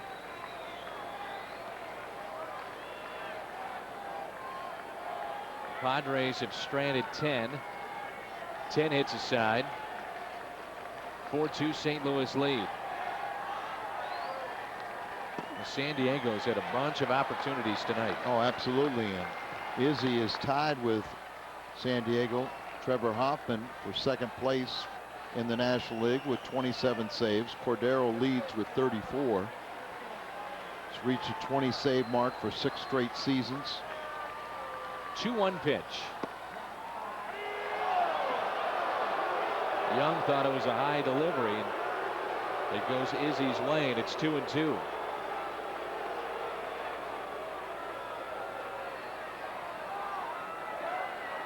Loretta on deck, and then we'll see Giles.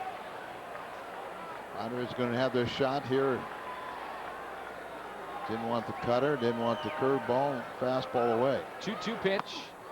Got him. Wow. Young can't believe it. The fans can't believe it.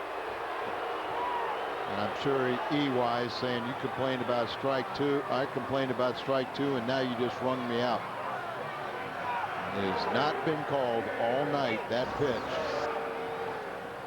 Totally misses location. He wanted it down and away, and it's up and in. A lot of times you don't get the call just because you don't hit your spot. It was chest high, but it seemed like that pitch hadn't been called all night. No. You also say too close to take with 2 strikes, especially after you question strike at number 2.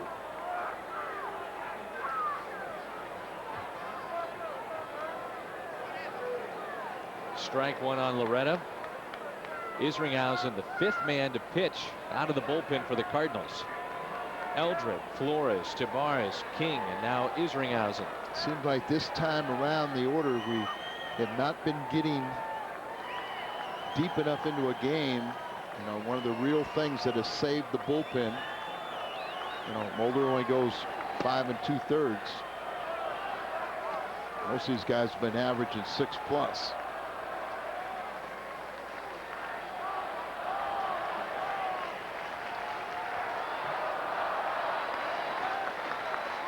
Here's a 1-1 pitch. Strike 2.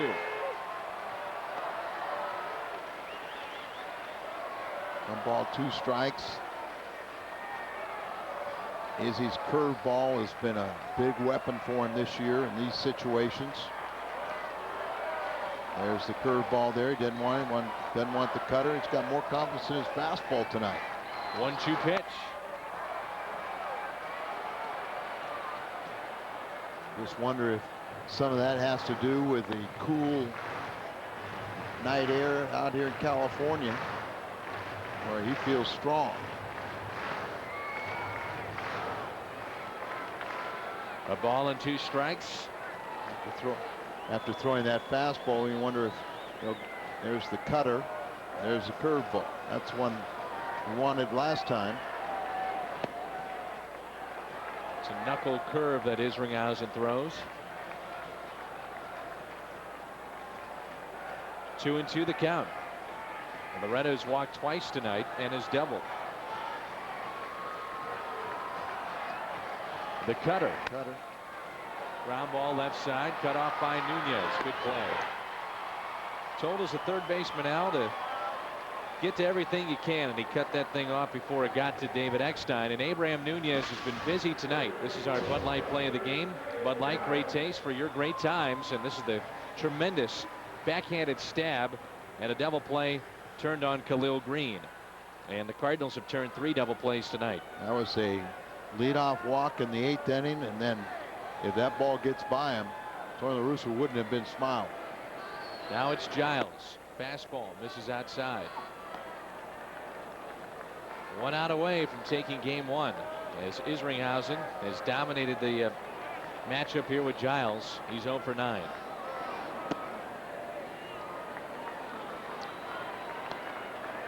Looks like 2 straight fastballs out away from him. Hits with that open stance, trying to keep the ball away from him. And he gets the corner. 94.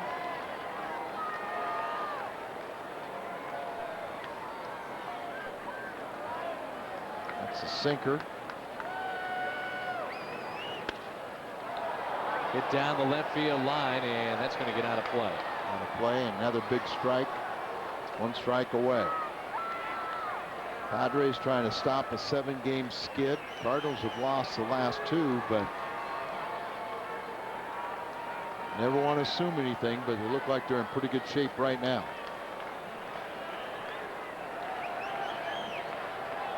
Curveball away, didn't want it. Cutter, didn't want it.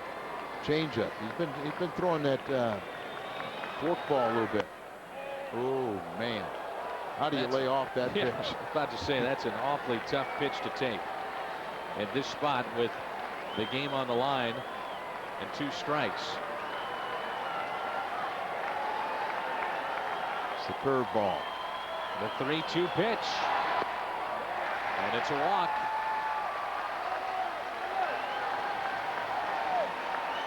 So now the tying run will come to the plate. I wonder if Tony's upset right there, saying, I'd rather have you throw a fastball, challenge him, hit a home run, than to walk him and bring up the potential tying run at the plate. Throws that breaking ball. Look at Tony in the background, where they've escaped walks in the 7th and 8th inning. Those were led off the inning. Now a 2-out walk extends the game to a guy with a lot of pop. Out to left. This will be caught, and the Cardinals win it. They're now 63 and 36. Mark Mulder is 12-5 on the season, and the save goes to Jason Isringhausen. 4-2 the final. Back at it again tomorrow at 8:30. Stick around. Our coverage continues of game number 1 with the Midwest Sports Report. So long for just a while from San Diego.